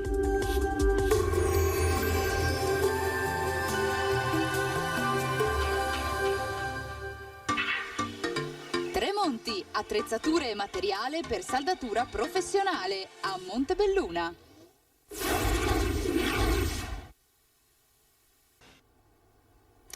Siamo tornati in diretta in studio ed è subito la notizia del ritardo delle consegne al Veneto del vaccino Moderna, e quindi variano gli appuntamenti nelle ULSS 2, 7 e 8. La struttura di supporto al commissario straordinario per l'emergenza ha reso noto che a causa di problematiche di trasporto da parte del fornitore, la consegna al Veneto di vaccino Moderna, prevista inizialmente per il 15 di maggio e poi spostata al 18 maggio, ha subito un ulteriore ritardo. A causa di tale ritardo alcuni appuntamenti per la vaccinazione con Moderna nella settimana corrente saranno necessariamente riprogrammati. Vi dico le ULSS, ve le ripeto, le ULSS sono la 2, la 7 e la 8, e si precisa che la Regione è in costante contatto con la struttura di supporto al commissario straordinario per l'emergenza Covid e che ogni aggiornamento sulla consegna del vaccino Moderna verrà comunicato per consentire la tempestiva ripresa a pieno regime della campagna di vaccinazione. Dunque per il momento non si sa ancora la data dell'arrivo del vaccino Moderna nel Veneto, dunque spostati per tre ASL, spostati gli appuntamenti di chi doveva avere l'inoculazione del vaccino Moderna. Questo dunque è la notizia, appuntamenti che erano fissati per oggi, oltretutto per domani. Questa dunque è la notizia di ora. Vi presento immediatamente gli ospiti che ho qui con me, è collegato via Skype, Giovanni Zorzi, coordinatore del Partito Democratico, buongiorno. Buongiorno, grazie dell'invito. E Fabio Chies, che dovrebbe essere collegato con noi, eccolo qui, lo vedo già, è coordinatore di Forza Italia. Buongiorno. Buongiorno a tutti. Buongiorno, arrivate subito con una notizia che sicuramente non farà piacere a molti cittadini, perché Moderna è un vaccino un po' che ha subito già dei ritardi nella consegna anche in passato. Avete sentito, insomma, per 3 ASL c'è stato lo spostamento, lo slittamento di persone che erano già state prenotate. Insomma, questo sicuramente non è una buona notizia, anche se insomma, i vaccini e la campagna vaccinale continua in maniera serrata. Zorzi. Sì, più che altro è la tempistica, nel senso che si parla di appuntamenti che vengono annullati oggi stesso, quindi è probabile che alcune persone si stiano dirigendo verso i centri vaccinali. Mi auguro, come è già successo in passato, che l'ULS, nel nostro caso l'ULS 2, sia pronta a inviare comunicazioni via SMS o con telefonate ai diretti interessati, proprio per evitare situazioni di disagio che, insomma, sarebbe bene che non succedano in centri così in luoghi così importanti come i centri vaccinali. Parliamo invece cambiamo discorso, parliamo della politica in questo momento, occhi puntati ovviamente sulle elezioni Chies a Conegliano, un po' com'è la situazione del centrodestra, elezioni che dovrebbero essere a ottobre. Diciamo che la finestra temporale delle elezioni è dal 15 settembre al 15 ottobre, poi ci stiamo preparando come centrodestra con molta serenità, come abbiamo sempre fatto. Ricordo che negli ultimi anni abbiamo trovato la quadra in tutti i comuni della provincia e sono sicuro che la troveremo anche a Conegliano. Il centrodestra ha sempre governato Conegliano in maniera stabile e solida negli anni, a parte quello che è successo lo scorso anno, per cui ritengo, insomma, che ci saranno problemi nell'avvicinamento. Oggi è più il momento di vedere i programmi, di stendere quelli che saranno il futuro della nostra città, ripartendo secondo noi dal buon lavoro fatto e in prospettiva cercando di completare le opere che stanno iniziando ora e cercare anche, come si diceva prima, di guardare una città del futuro che deve essere una città differente. Ci sarà un pre e un post-Covid. Nel post-Covid ci troveremo nuove problematiche da affrontare, bisognerà potenziare ancora i servizi sociali che già oggi fanno un lavoro egregio, imponente, però dovremo pensare a venire incontro a tutte quelle persone che dovranno ripartire, avranno bisogno di un sostegno per farlo. Non solo gli anziani, ma pensiamo anche alle problematiche dei nostri ragazzi che purtroppo ormai da marzo dell'anno scorso, che magari fanno fatica a frequentare i propri amici, a reinserirsi nella società. Ci sarà un grande lavoro da fare, per cui bisognerà spingere molto anche sulla cultura, sull'istruzione, su tutto quello che fa parte della crescita, appunto, come dicevo, dei nostri ragazzi.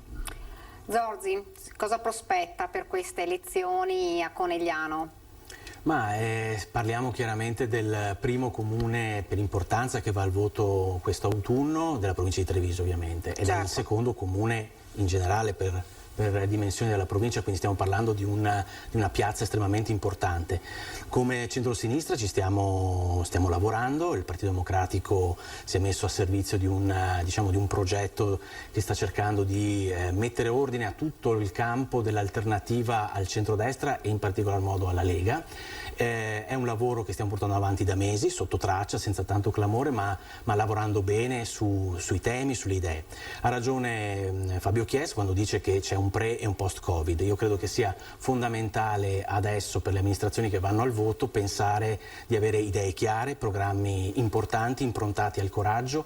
C'è sostanzialmente da ripulire dalle macerie sociali e anche morali che purtroppo questa pandemia ha generato e ha prodotto nei nostri territori. Insomma, i dati li vediamo da parte della Caritas, delle varie associazioni di solidarietà, di persone, di famiglie che vanno ovviamente che sono in difficoltà. Quindi su questo c'è un'attenzione importante, servono, ripeto, idee chiare, progetti condivisi e serve meno litigiosità, nel senso, in questo caso, con tutto rispetto per Fabio Chies, credo che Conegliano abbia bisogno di una esperienza amministrativa meno litigiosa come quella che si è visto in questi ultimi anni. Quindi da parte nostra stiamo proprio lavorando, cercando di costruire una proposta competitiva, unitaria e coesa e coerente al proprio interno, proprio per presentarci ai cittadini di Conegliano con, ripeto, idee chiare e coraggiose, proprio perché la fase che si sta aprendo è una fase storicamente rilevante. È un po' prematuro, ma avete un'idea su un nome? Ma è un ragionamento che stiamo lasciando, ovviamente, con i tempi che vengono imposti. Chiaramente si parla di elezioni tra, come diceva prima Chies, tra il 15 di settembre e il 15 ottobre, quindi l'obiettivo è riuscire comunque prima dell'estate a presentare una candidatura, un nome, anche perché credo che sia importante fare una campagna elettorale cercando di ovviamente coinvolgere più cittadini possibili, e se hai il candidato sindaco è ovvio che la mobilitazione è più facile. Però in questo momento ci stiamo concentrando molto sull'affinare le idee, il lavoro di squadra, proprio perché abbiamo bisogno di presentare alla città di Conegliano una proposta, ripeto, unitaria, coesa e coerente. Quindi su questo stiamo lavorando, e la scelta poi del candidato sindaco sarà automatica, proprio rispetto conseguente a questo lavoro che si sta facendo, un lavoro veramente intenso, e devo ringraziare proprio gli amici e compagni del Partito Democratico Conegliano che si stanno mettendo proprio a disposizione di una coalizione che sta raccogliendo gruppi organizzati, espressione della società civile, figure che si stanno affacciando alla politica cittadina per la prima volta, quindi una bella esperienza. Speriamo adesso di poterla portare avanti con ancora maggiore determinazione e convinzione. Chies, nel centrodestra, insomma, ovviamente il suo nome, ce ne sono altri? Ma come ho detto prima, oggi è il momento di guardare i programmi, perché sono la cosa più importante per la città, e non lo dico perché voglio magari disfilarmi da una corsa elettorale, lo dico perché è quello che la città si aspetta programmi seri, programmi concreti. Abbiamo molte opere che sono partite, che stanno partendo, però penso, ripeto, che oggi l'attenzione maggiore vada a completare le opere, ma soprattutto a cercare di portare avanti una città che ha sempre avuto un gran senso di identità, e questo è il proprio valore aggiunto, per cui bisogna dare spazio al volontariato, all'associazionismo, a tutte quelle forze reali che sono le forze propulsive, e riuscire a fare sistema. Questo sarà quello che sarà necessario non solo a Conegliano, ma anche nelle altre città importanti che vanno al voto, tra cui Montebelluna, Villorba, Oderza, per cui insomma tante realtà della provincia di Treviso nella quale bisogna ragionare in questo modo, bisogna ragionare in termini di aggregati che vanno oltre il limite dei confini comunali. Per quanto riguarda Conegliano, io penso che l'interruzione dello scorso anno sia stata un'interruzione brusca. Tra l'altro dico una cosa al segretario del PD, che l'unica cosa che mi ha un po' deluso è che non si sia andati così al comunale, se si voleva sfiduciare un sindaco, ma si sia andati al notaio. Queste sono cose che i cittadini secondo me non capiscono, perché la sede deputata ad ogni tipo di discussione, ancora di più a una discussione così importante come può essere una crisi di giunta, una crisi di un'amministrazione comunale, deve essere portata sotto i riflettori di tutti, alla luce del sole, nel luogo deputato che è proprio il Consiglio Comunale.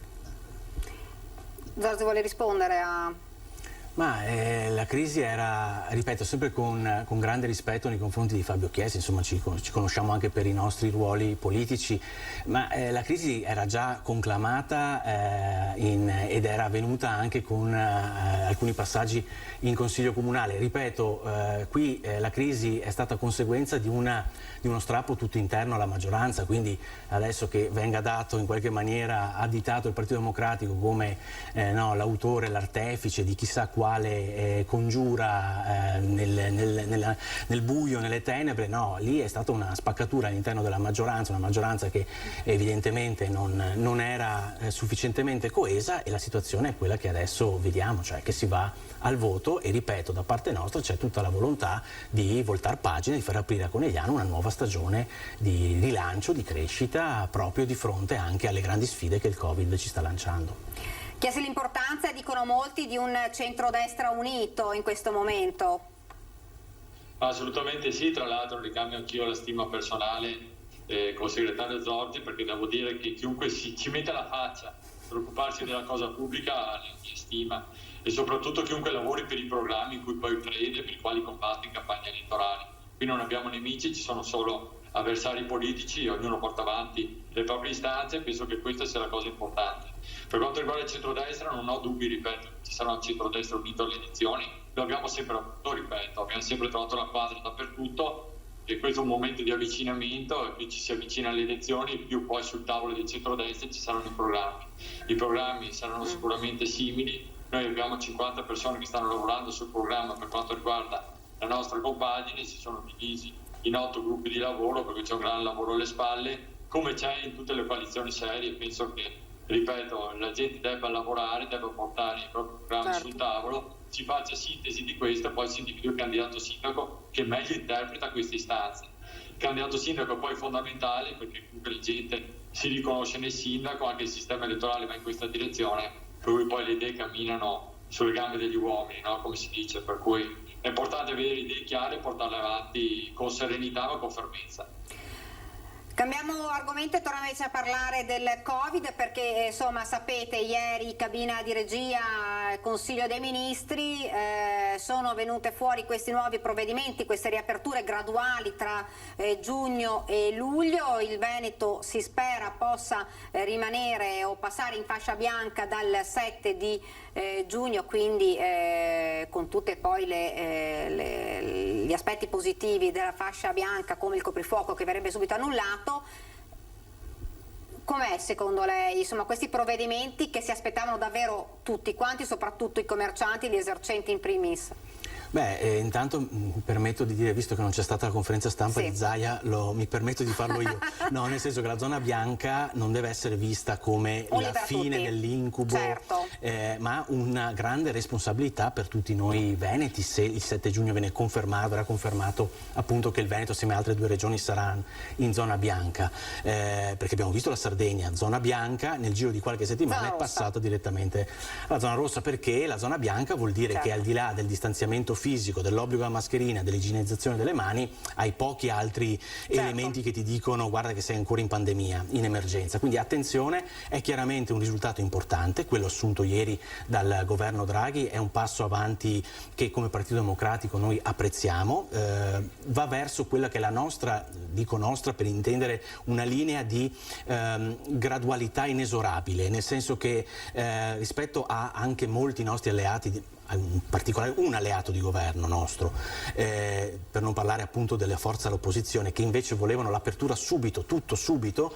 io credo che sia necessario appunto la gradualità inesorabile, cioè evitare aperture, fughe in avanti non senza le garanzie necessarie, ma cercare di aprire gradualmente in modo tale da evitare, no, la classica situazione a singhiozzo, per cui magari apri, poi l'incidenza dei contagi aumenta, sei costretto a chiudere, e questo farebbe veramente danno agli esercenti, ai ristoratori eccetera. Quindi una gradualità inesorabile, stiamo andando verso l'uscita da questo tunnel, la luce la vediamo in fondo, bisogna essere responsabili, bisogna essere attenti e prudenti. Io credo che quello che è stato, ripeto, assunto ieri come decisione dalla cabina di regia e poi dal Consiglio dei Ministri vada nella direzione di un ritorno alla normalità fatto con grande senso di responsabilità.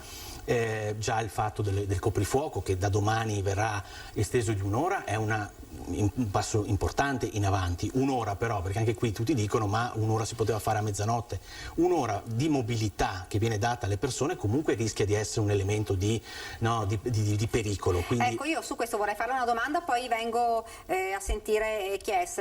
Si diceva, anche l'assessore regionale Marcato diceva, sì però rischiamo di passare il messaggio ai turisti, coprifuoco alle 23, insomma qualcuno dice i turisti, magari non parliamo dei turisti più vicini, Germania, Austria, ma i turisti d'oltreoceano, i turisti anche gli americani, che non dicono vabbè, se abbiamo il coprifuoco andremo in Italia magari il prossimo anno. Questo potrebbe essere un danno, insomma, per il turismo.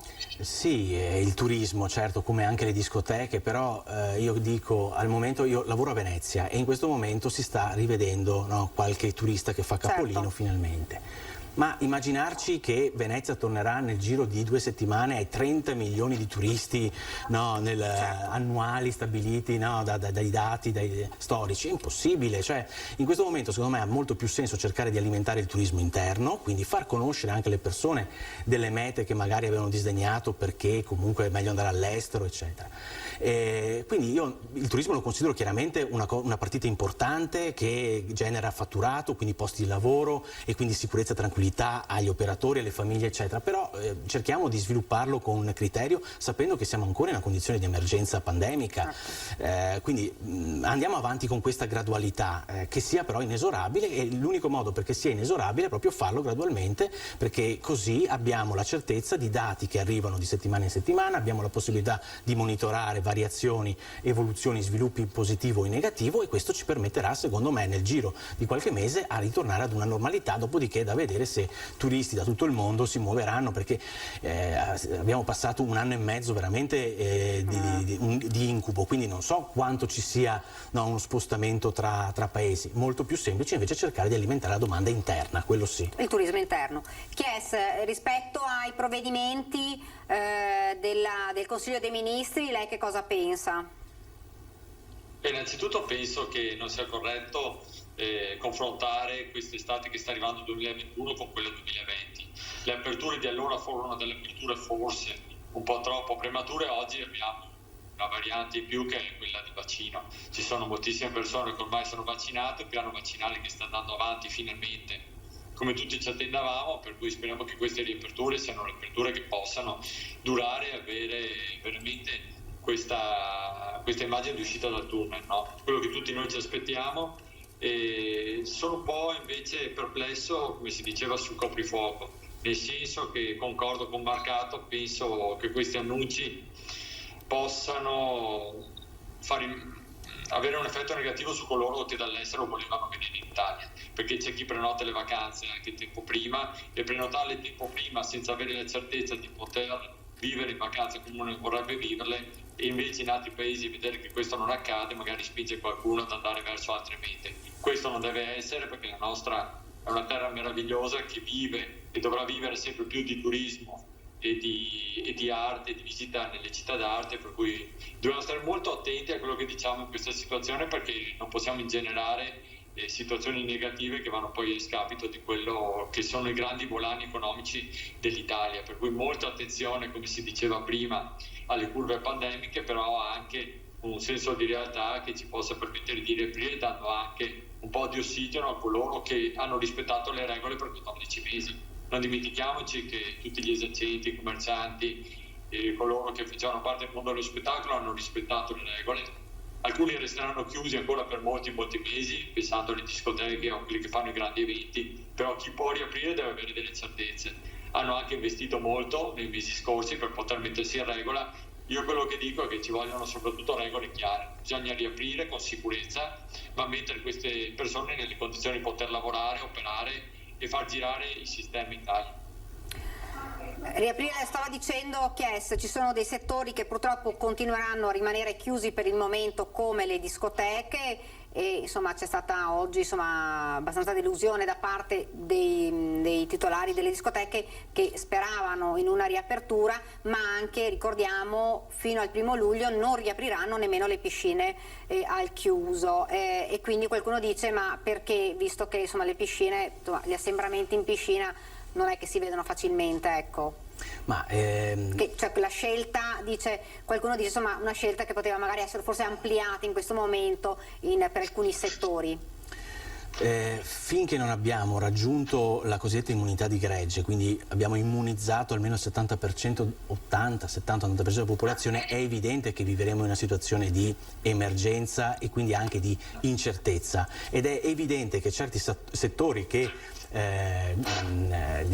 ottengono, guadagnano il loro diciamo, il loro sostentamento dalla socialità, quindi dall'incontrare le persone, saranno quelli più penalizzati. Quindi il messaggio è diverso, il messaggio piuttosto è dire a quei 51.000 over 60 della provincia di Treviso che ancora non si sono vaccinati, che non hanno accettato non hanno colto la grande opportunità messa dalla regione di poter usufruire di questa, di andare a vaccinarsi. Quindi il tema è fare in modo che la popolazione venga immunizzata il prima possibile, e quindi piuttosto credo che l'impegno della politica, oltre chiaramente quello di garantire i giusti sostegni a quelle attività che sono in difficoltà, sia proprio quello di sostenere, alimentare questa chiamata alla responsabilità da parte dei cittadini, perché altrimenti veramente rischiamo di non uscire completamente da questa situazione. Quindi ad esempio quei 51.000 over 60 trevigiani, quello è un tema politico che secondo me tutte le forze devono mettere al centro della propria agenda, come intervenire per fare in modo che questa situazione si risolva.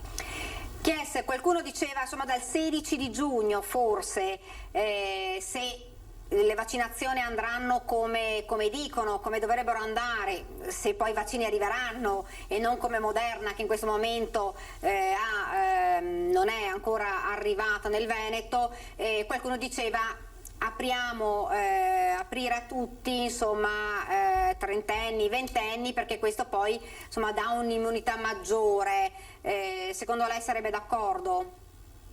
Assolutamente sì, cioè dobbiamo rendersi conto che l'unico modo per cercare di tornare a una vita normale è quella di ampliare al massimo lo spettro dei vaccini, per cui una volta vaccinate le fasce più deboli bisogna fare in modo che chiunque abbia voglia di vaccinarsi, ci sia vaccino a disposizione, possa farlo.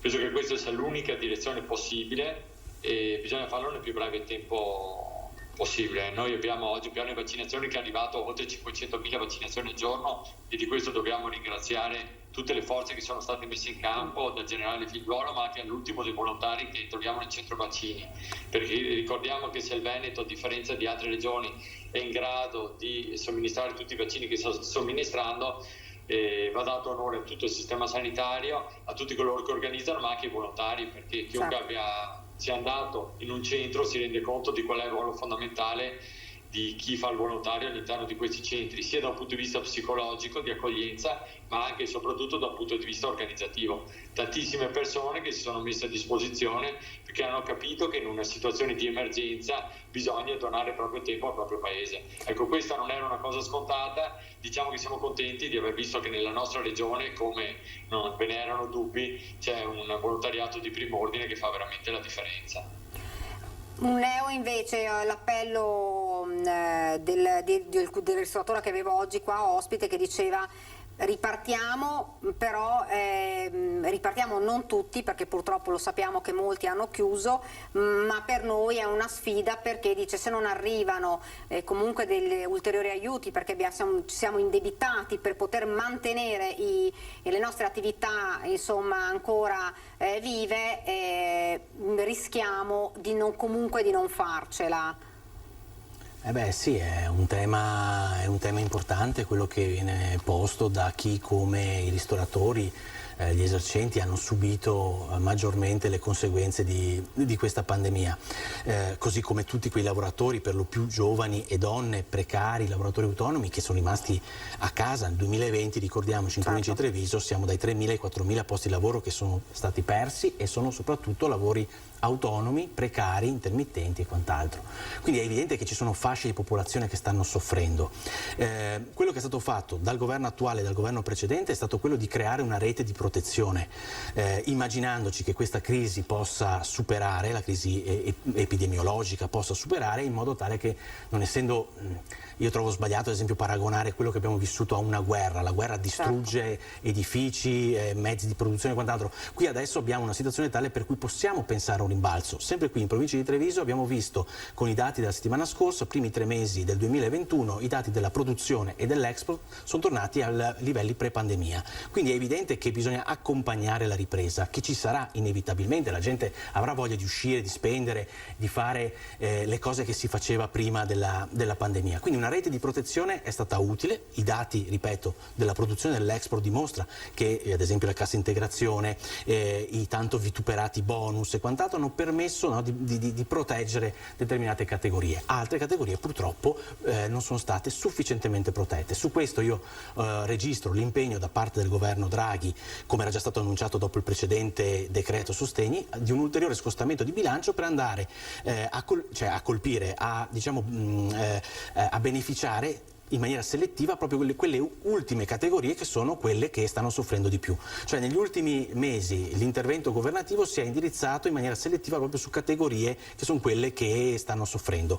Con l'ultimo, speriamo uno degli ultimi scostamenti di bilancio, si andrà ulteriormente a dare una mano a queste categorie, proprio per poterli proteggere in vista della ripartenza, che ci auguriamo, in base anche all'andamento dei vaccini, che possa avvenire nel giro di qualche mese. Chiesa, secondo lei si poteva fare di più o è stato fatto abbastanza a livello di ristori? Ma a livello di ristori si poteva fare assolutamente di più. Ci sono categorie che hanno subito moltissimo, sono state ristorate al 3-4%, questi sono dati reali che ci vengono forniti. Diciamo che forse imputo al governo precedente il fatto di non aver identificato bene quali fossero quelle più colpite, perché dobbiamo anche avere il coraggio di dire che non tutti sono stati colpiti nello stesso modo. Ci sono categorie che comunque avevano dei paracaduti importanti e altre categorie che sono state lasciate in balia di loro stesse, tra l'altro con regole bizantinismi che le hanno portate solo a spendere invece che poter lavorare. Bisognava avere il coraggio di chiudere immediatamente, ma ristorare coloro che non potevano rimanere aperti. Invece si è cercato magari di dare loro qualche boccata di ossigeno, ottenendo l'effetto contrario. Sicuramente nel momento più grave come quello che abbiamo vissuto non era il momento di fare queste analisi, ma penso che queste analisi andranno fatte a bocce ferme, con molta serenità, e c'è ancora il tempo per ristorare coloro che hanno avuto problemi talmente grandi da temere che non possano riaprire. Ecco, molti si sono indebitati, molte realtà oggi soffrono, e come si diceva prima con il presidente dell'associazione, non solo soffrono ma non sono neppure in grado di chiudere, perché chiudere costa. Lui aveva fatto un'analisi seria in un paese nel quale le analisi sono sempre difficili da fare. Bisogna fare un'analisi seria, capire quali sono stati i settori maggiormente colpiti, e c'è ancora tempo per ristorarli e farli partire con serenità, perché ricordiamo che non esistono attività non essenziali, perché forse per me non era essenziale andare a sciare, ma per chi vive delle stagioni invernali, per chi mantiene le proprie famiglie grazie alle attività invernali, quelle erano assolutamente essenziali. Ecco, tra l'altro il Presidente diceva anche il terremoto vero e proprio arriverà quando ci sarà lo sblocco dei licenziamenti. Sì, sono completamente d'accordo. Ricordiamo che i licenziamenti sono stati bloccati proprio per questo, perché non eravamo nelle condizioni di poter permetterci disastri sociali come quelli che sarebbero avvenuti. La tensione era già molto alta, bisognava in quel momento cercare di tenere duro, ma tu puoi chiedere alle aziende di tenere duro, di resistere 12-14 mesi come hanno fatto fino ad oggi, ma io penso che se tu chiedi a qualcuno di tenere duro devi poi dare loro qualcosa in cambio, cioè devi riconoscere effettivamente lo sforzo che hanno fatto, devi rimetterli nelle condizioni di ripartire, perché molti di questi non chiedono sussidi a fondo perduto perché sono in realtà abituati a vivere di sussistenza o di assistenzialismo, ma sono solamente aziende che hanno sempre lavorato mettendoci la faccia, mettendoci sudore, lavorando al di fuori di ogni tipo di orario, ma chiedono solo di essere messe nuovamente nelle condizioni di ripartire. Penso che uno Stato che ha chiesto giustamente sacrifici in un momento di grande emergenza sanitaria sia lo stesso Stato che in un momento in cui questa emergenza sanitaria viene meno debba mettere le risorse a disposizione. Ecco, Zorzi, ci diceva il Presidente, il rischio, l'ondata peggiore per quanto riguarda il commercio, gli esercenti, i ristoratori sarà nel secondo semestre, perché dice con lo sblocco molte attività non hanno chiuso proprio per questo, perché non si poteva licenziare, però nel momento in cui si potrà licenziare molte attività probabilmente chiuderanno. Sì, sarà un passaggio decisivo proprio per la tenuta sociale del nostro Paese. Il ministro Orlando è perfettamente consapevole, è in corso un tavolo non semplice con le parti sociali, proprio per cercare di trovare una soluzione che può essere quella di ovviamente prevedere quello che può risultare da uno sblocco così importante. Già un primo passaggio sarà a fine giugno col primo sblocco di licenziamenti. Io credo che sia importante, e su questo il ministro Orlando ha già dichiarato il proprio impegno, una riforma degli ammortizzatori sociali deve essere urgente e occuperà l'agenda del governo quest'estate.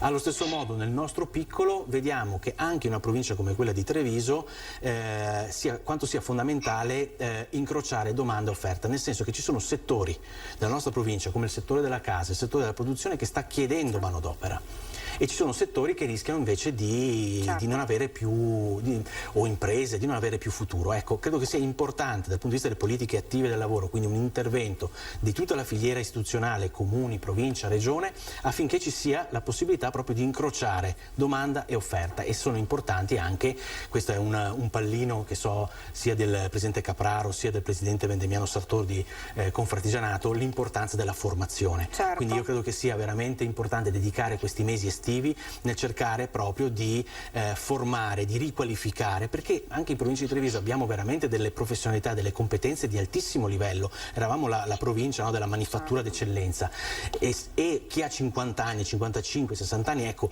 deve assolutamente essere ricollocato, rimettersi anche in gioco. Certo, sì, ma su questo deve esserci un impegno importante da parte, diciamo, dello Stato e di tutte le istituzioni. Questo è evidente, accompagnato da una riforma degli ammortizzatori sociali, che vuol dire anche una riforma di quello che è anche qui il tanto vituperato reddito di cittadinanza. Con tutti i limiti del caso, noi come Partito Democratico avevamo approvato e avviato il reddito di inclusione, poi è arrivato il reddito di cittadinanza col governo Lega 5 Stelle, ma il reddito di cittadinanza è stato veramente un salvagente in questa stagione così drammatica per molte famiglie, anche nel nostro territorio, che non aveva conosciuto beneficiari di reddito di cittadinanza in questo numero nei mesi precedenti la pandemia. Quindi una riforma anche di questi strumenti di sostegno al reddito va fatta, quindi introduzione di nuovi sostegni al reddito, ammortizzatori sociali e un lavoro veramente fatto in filiera sulle politiche attive. Su questo io mi auguro che ci sia un aiuto, anche un sostegno da parte di quello che arriverà con il Piano Nazionale di Ripresa e Resilienza, quindi con i fondi del Next Generation EU, e la possibilità quindi di poter intervenire nel favorire lo sviluppo di quelle filiere più avanzate dal punto di vista tecnologico, dell'innovazione sociale, della sostenibilità ambientale. Sono settori che veramente possono generare grandi opportunità di lavoro e anche a livello salariale sono senz'altro, possono essere di soddisfazione anche e soprattutto per i nostri giovani, quelli che hanno preso e se ne sono andati via negli anni precedenti. Chies, i prossimi mesi saranno davvero importantissimi da un punto di vista economico? Ma assolutamente, però se posso dire reddito di inclusione e reddito di cittadinanza, ho fatto sindaco per 3 anni e mezzo, sicuramente sono strumenti che possono essere utili, ma ricordiamoci che qualcuno deve pagarli questi strumenti, per cui o ci mettiamo nelle condizioni di far lavorare e ripartire un paese, altrimenti non vivi di assistenzialismo. E questa non è far politica, questo è guardare in faccia alla realtà e capire soprattutto che questi strumenti devono essere dati per il tempo necessario. Non è possibile che la gente pensi di vivere di reddito di cittadinanza, e soprattutto non è possibile che il reddito di cittadinanza alcune volte sia superiore a quanto percepisce chi magari rimane in cassa integrazione. Ecco, sono ragionamenti che vanno fatti magari con molta calma in tavoli pratici in cui si ragiona di cose effettivamente realizzabili, però ripeto, un paese non può pensare di vivere di questo. Gli ammortizzatori sociali sono ammortizzatori sociali proprio perché devono venire incontro alle esigenze molte volte temporanee delle famiglie, perché poi la dignità la si dà col lavoro, per cui va bene ammortizzare, va bene aiutare coloro che sono in difficoltà, ma va bene soprattutto reinserirli nel mondo del lavoro e permettere loro di vivere una vita dignitosa, perché non esiste dignità senza lavoro, per cui l'assistenzialismo va bene, ma nelle giuste dosi e soprattutto a tempo e non in maniera indeterminata. Prima di andare in pubblicità volevo chiedere a tutti e due, fare una domanda. L'assessore Marcato ha detto una frase, l'ho chiesta anche il presidente Capraro, dice ricominceremo ma non sarà più come prima. Sì, senz'altro, la pandemia è uno spartiacque, è stato uno spartiacque. Che cosa lascia quest'anno e mezzo? Allora, bisogna cercare di non sprecare quello che ha comunque gli insegnamenti che ci hanno dato la pandemia, perché altrimenti vuol dire non aver capito niente e trovarci nelle condizioni di subire magari un'altra crisi più avanti.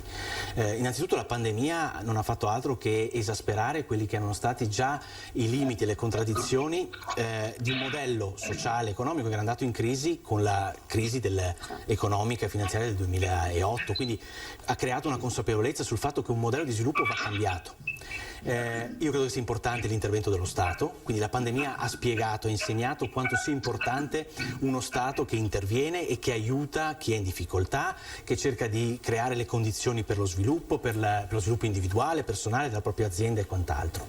Io credo che sia importante soprattutto, e questo è credo l'insegnamento almeno dalla nostra prospettiva come Partito Democratico, noi abbiamo vissuto al di là dell'importanza della sanità pubblica, ecco, questo è un altro insegnamento che ci lascia quanto sia importante. Abbiamo visto in Lombardia dove invece la sanità pubblica è stata di fatto svenduta, cosa è successo? Quindi la sanità pubblica è importante. E l'altro tema sono le tutele e i diritti del lavoro. Abbiamo visto lavoratori, dicevo prima, precari, partite IVA e quant'altro, entrare in pandemia senza tutele, attraversarla senza reddito e uscirne col rischio di uscire adesso senza prospettiva. Quindi questo è importantissimo, cercare di trovare la giusta via per garantire tutele e diritti, proprio per quello che diceva anche Fabio Chies, garantire una vita dignitosa a tutti. Questo è l'insegnamento. Fabio Chies, so che lei deve lasciarci, proprio in breve, che cosa le lascia questo anno e mezzo di pandemia?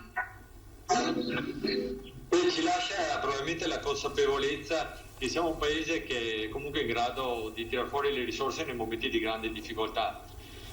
Ho visto moltissime persone soffrire, purtroppo molte persone ci hanno lasciato e questo sarà un fardello che ci portiamo dietro per tutta la vita, però abbiamo anche visto cosa vuol dire il volontariato sul nostro territorio, cosa vuol dire la rete sociale di aiuti che siamo in grado di mettere in campo, l'organizzazione che siamo in grado di mettere in campo. Penso che siamo un grande paese che deve essere conscio delle proprie capacità e deve fare un'analisi profonda che possa permettere di ricollocarci a livello internazionale per quello che siamo, per cui il paese con le più grandi attrazioni turistiche, con le più grandi attrazioni a livello artistico e culturale, e dobbiamo essere in grado di dimostrare a tutti che ce la possiamo fare. Ripeto, ce la possiamo fare attingendo a quelle che sono le nostre capacità nel rispetto di tutti i ruoli amministrativi, perché si parlava prima dell'intervento dello Stato. Devo dire che l'intervento dello Stato, insieme all'intervento delle regioni,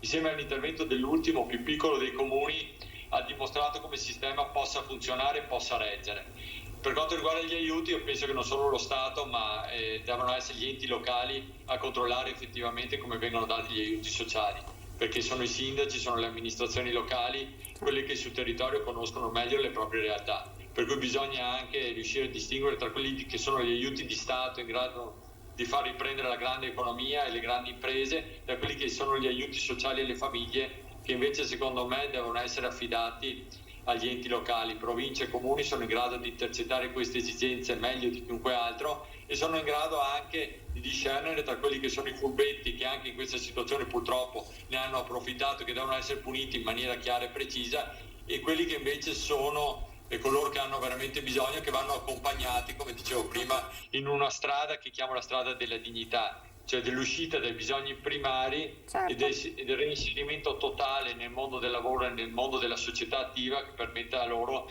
di crescere i propri figli, avendo anche quell'orgoglio tipico del nostro territorio di persone che, dandosi da fare, riescono comunque ad uscire dalle situazioni di emergenza. Ti ringrazio, grazie davvero a Fabio Chies, grazie per aver accettato il nostro invito ed essere stato con noi, grazie e buon lavoro.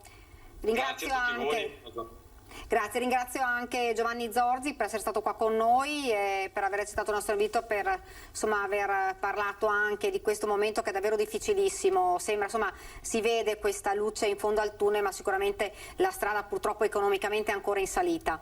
Grazie davvero, grazie e mi fermo per qualche istante di pubblicità.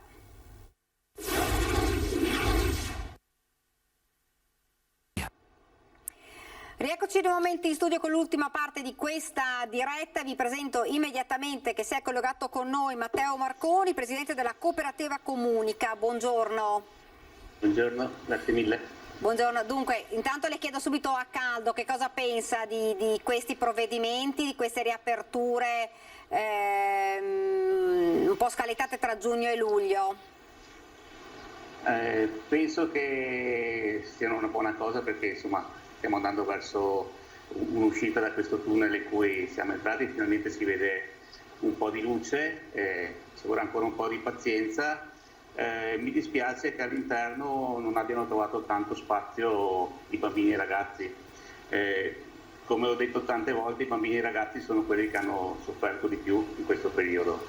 Gli abbiamo chiesto tanto perché noi abbiamo sacrificato un anno della nostra vita, i bambini e i ragazzi hanno sacrificato un anno di un periodo molto breve come può essere l'infanzia, la preadolescenza o l'adolescenza. Li avrei messi al centro, ma io sono di parte, quindi...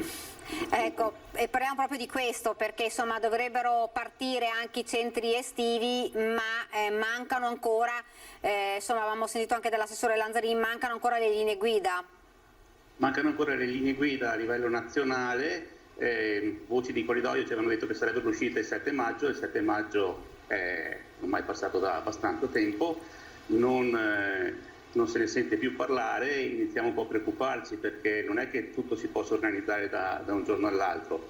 Ci stiamo basando sulle linee guida che ha mandato fuori la Regione Friuli. La Regione Friuli ha mandato delle linee guida in cui aumenta il rapporto numerico a 1 a 10 per l'infanzia e a 1 a 15 per primarie e medie rispetto all'anno scorso, quindi numeri un po' più gestibili, che vuol dire anche avere dei costi poi più accessibili per le famiglie per questo tipo di servizio, che sarà molto importante quest'anno poter dare, perché non è solo un servizio ricreativo ma è anche un servizio educativo. Noi crediamo sia molto importante come servizio educativo e quest'anno è l'occasione giusta per recuperare tutte le difficoltà a livello sociale che si sono perse durante l'anno scolastico, quindi di poter di nuovo riscoprire il lavoro cooperativo, lo stare insieme, il mettersi in gioco, tutte queste cose qua che è stato difficile anche a scuola in quest'ultimo anno gestire. Per le famiglie che insomma ancora ci chiedono come saranno organizzati, quando apriranno, vogliamo ricordare quando partiranno e come verranno organizzati? Allora, noi riusciamo già a partire con alcune attività e so che anche altre cooperative e associazioni che fanno servizi simili partiranno già con la fine della scuola. Noi abbiamo fatto un accordo con la provincia di Treviso per aprire un centro di educazione ambientale al Parco dello Storga e le attività estive al Parco dello Storga cominceranno già dal 7 giugno, quindi da subito, appena finita la scuola. La scuola finisce il sabato, noi lunedì possiamo già partire. E questo avverrà anche per alcuni comuni, tipo Mogliano parte già il 14, Silea parte già il 7 con attività al Parco dei Moreri, quindi insomma ci stiamo iniziando a muovere. È che la gran parte dei comuni sta facendo le gare in questo momento perché ovviamente aspettavano delle indicazioni ufficiali, perché tu fai una gara con un rapporto numerico, se poi il rapporto numerico cambia, chiaramente cambiano anche tutti i prezzi e questo è un problema. Poi fai una gara chiedendo alcune regole, ma se ti basi sulle regole dell'anno scorso è veramente difficile, è stato veramente difficile l'anno scorso riuscire a realizzare le attività. Quest'anno siamo in una situazione diversa con questa campagna vaccinale che ci sta dando tanto una mano e quindi si spera in un allentamento delle regole. Ecco, c'è un po' ha sentito tra le famiglie insomma l'adesione anche da parte delle famiglie? Sì, appena abbiamo, sto parlando con lo Storga, appena abbiamo mandato fuori il fatto che attivavamo questi centri estivi che sono più di natura, di educazione ambientale, di outdoor education, nel parco abbiamo subito avuto diverse telefonate, mail e anche subito iscrizioni. C'è una grande attesa perché hanno proprio voglia le famiglie di far riscoprire ai bambini e ai ragazzi il gusto di stare all'aria aperta, il gusto di stare insieme, c'è tanto bisogno. Si parla spesso dei fragili, no? Rispetto agli anziani e rispetto agli adulti con difficoltà, ma i fragili sono tanti anche all'interno dei bambini e dei ragazzi in questo momento. La pandemia ha fatto da lente di ingrandimento amplificato le fragilità, e quindi ci sono dei bambini che hanno proprio bisogno di riscoprire il gusto dello stare insieme. Ecco, fra l'altro lei prima sottolineava l'importanza di avere queste linee guida anche per capire quanti bambini possono iscriversi in un determinato centro estivo, proprio anche perché ricordiamo l'anno scorso c'era stato proprio la problematica sollevata dalle famiglie sui costi che ovviamente aumentavano se c'era una riduzione ovviamente delle iscrizioni. Sì, l'anno scorso il rapporto era 1:5 per l'infanzia, 1:7 per la primaria. È chiaro che se noi dobbiamo mettere un operatore di 5 bambini il costo è veramente elevato per la famiglia, perché poi all'interno dei centri estivi il costo maggiore chiaramente sono gli operatori, e quindi questo è il problema. Io spero che arrivino presto regole chiare e che ci sia anche la volontà di assumersi un po' di responsabilità, perché non vorrei che fossero messe, siccome i centri estivi sono diretti dai comuni, dallo Stato, non vorrei che ci fossero regole troppo ferree per evitarsi responsabilità, mentre magari poi sulle attività private siano lasciate regole molto più libere. È giusto che si pensi ai bambini, al fatto che i bambini hanno bisogno di questo. Insomma, io credo che sia molto importante. Quindi insomma la speranza è che queste regole in realtà dovrebbero arrivare a momenti, visto che c'è la partenza ormai dei centri estivi, dovrebbe essere ormai questione proprio, non dico di giorni, ma anche di ore, insomma, perché se partono i centri estivi e mancano le linee guida è un problema non indifferente, direi. È un problema enorme, e non è che si possono organizzare le cose da un giorno all'altro. Noi stiamo facendo dei ragionamenti partendo dalle regole previste dell'anno scorso e anche appunto ci stiamo basando su quello che ha proposto il Friuli, perché in questo momento è l'unica regione che ha dato delle indicazioni in maniera chiara. Poi speriamo che arrivino presto quelle nazionali, perché una volta arrivate quelle nazionali ci saranno quelle regionali, quindi passerà dell'altro tempo, magari poco, mi scusi, ma qualora dovessero arrivare magari fra qualche giorno, il rischio è che qualche centro estivo possa slittare l'apertura? Allora, noi siamo pronti per ogni tipologia di scenario che abbiamo previsto, nel senso che abbiamo fatto ipotesi con i diversi numeri, ipotesi con diverse regole di divisione dei gruppi, per evitare appunto creare delle bolle tra i vari gruppi che si notano tra di loro. Un po' forte dell'esperienza dell'anno scorso abbiamo fatto tutta una serie di scenari. Quello che non capisco è perché anche le linee guida potevano essere fatte alla stessa maniera, potevano essere fatte ipotizzando degli scenari, con un tot di contagi valevano queste regole, con un'altra fascia di contagi quest'altre, e con un contagio minimo queste, così uno si poteva organizzare ed era chiaro. Invece si è come l'idea di aspettare l'ultimo secondo per vedere se si può essere più morbidi, ma si può, come progettiamo noi le diverse fasce di difficoltà e i possibili scenari, anche chi fa le linee guida potrebbe immaginarsi diversi scenari e proporre linee guida diverse a seconda della situazione. Ecco, molti cooperativi poi chiedevano anche la vaccinazione agli operatori. Sì, noi abbiamo avuto diversi operatori che sono stati vaccinati quando c'è stata la vaccinazione per le scuole, perché noi facciamo durante l'anno soprattutto attività nelle scuole e quindi rientravano dentro il personale scolastico, per fortuna. È chiaro che ad esempio il Friuli ha fatto anche questo, ha previsto la vaccinazione degli operatori dei centri estivi, è una delle categorie che avrà la priorità. Sono scelte, ovviamente, voglio dire che siamo più importanti di altri, prima vanno messi al sicuro tutti i fragili però dopo secondo me ai ragazzi e ai bambini rischiamo sempre di pensare per ultimi, e questo non è corretto, perché gli abbiamo chiesto veramente tanto e sono stati tanto bravi e tanto pazienti nell'ultimo anno e mezzo ormai. Però non sono stati ancora vaccinati gli operatori, a parte quelli che ovviamente erano legati all'insegnamento, quindi sono stati vaccinati. Ci sono operatori però che ancora non hanno ricevuto la vaccinazione e che dovrebbero comunque iniziare i centri estivi. Sì, Su quelli di giugno molti degli operatori saranno il personale che prima seguiva le attività nelle scuole, quindi saranno personale già vaccinato, quasi tutti. A partire da luglio avremo personale che prendiamo solo per l'estate, quello quindi non è vaccinato, ma speriamo insomma che questa campagna di vaccinazione, che adesso ha preso un ottimo ritmo, riesca a coprirli almeno con la prima dose prima di luglio. Un appello anche alla Regione perché insomma possa in qualche maniera darvi una mano, anche perché poi sono operatori che stanno a contatto con i bambini. Sì, non voglio essere l'ennesimo che chiede che la sua categoria abbia la priorità. Immagino che un po' tutte le categorie in questo momento abbiano la priorità e la voglia di poter fare in sicurezza le proprie attività.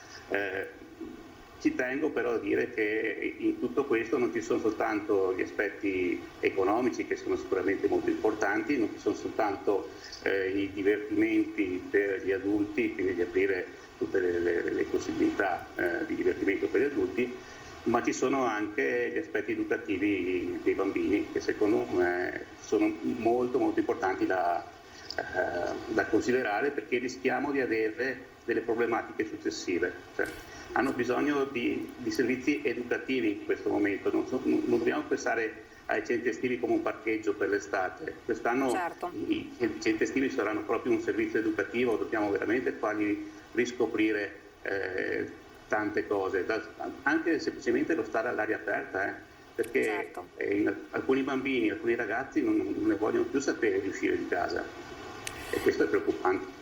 Ecco, e rimarranno comunque quelle norme di sicurezza che c'erano anche l'anno scorso, come insomma l'entrata da una parte e l'uscita dall'altra, le mascherine, insomma non poi per i bambini piccoli. Io penso che le regole che sono state applicate tutto l'anno nelle scuole primarie e medie, soprattutto, che da noi sono state quasi sempre in presenza, siano regole che si sono dimostrate abbastanza semplici, a cui i bambini e i ragazzi ormai sono abituati, e che hanno permesso di contenere i contagi, perché all'interno delle scuole non c'è stata una grandissima diffusione di contagi, i contagi erano quasi sempre dall'esterno. Quindi il triage iniziale, il controllo della temperatura, l'igienizzazione delle mani, la mascherina chiaramente, almeno al chiuso, queste saranno un po' le regole che sicuramente bisognerà applicare. Però ormai i bambini si sono abituati non per neanche più dirgli di igienizzarsi le mani, lo fanno, mettere la mascherina è una cosa che fanno sempre, sarà quasi più difficile fargli togliere la mascherina quando sarà arrivato il momento che fargliela tenere, quindi sì. Ecco, lei sottolineava l'importanza di quest'anno, dopo un anno e mezzo davvero di chiusura, e i bambini hanno, insomma, molti bambini hanno lavorato a distanza, e quest'anno è un anno importante per ritrovare, per giocare all'aperto. Sì, perché anche le scuole hanno dovuto evitare tante attività.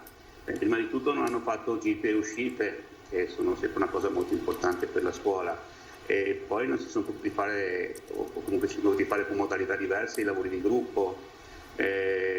Inizialmente c'era stata anche qualche difficoltà a fare le attività in palestra, mi hanno un po' perso anche queste occasioni di tornei tra le varie classi, non si sono potuti fare, hanno perso tanto in quest'anno. Per non dire le attività extrascolastiche, per cui molti sport sono stati fermi e comunque non hanno fatto le partite, non hanno fatto i saggi di musica, i saggi di danza, queste cose qua.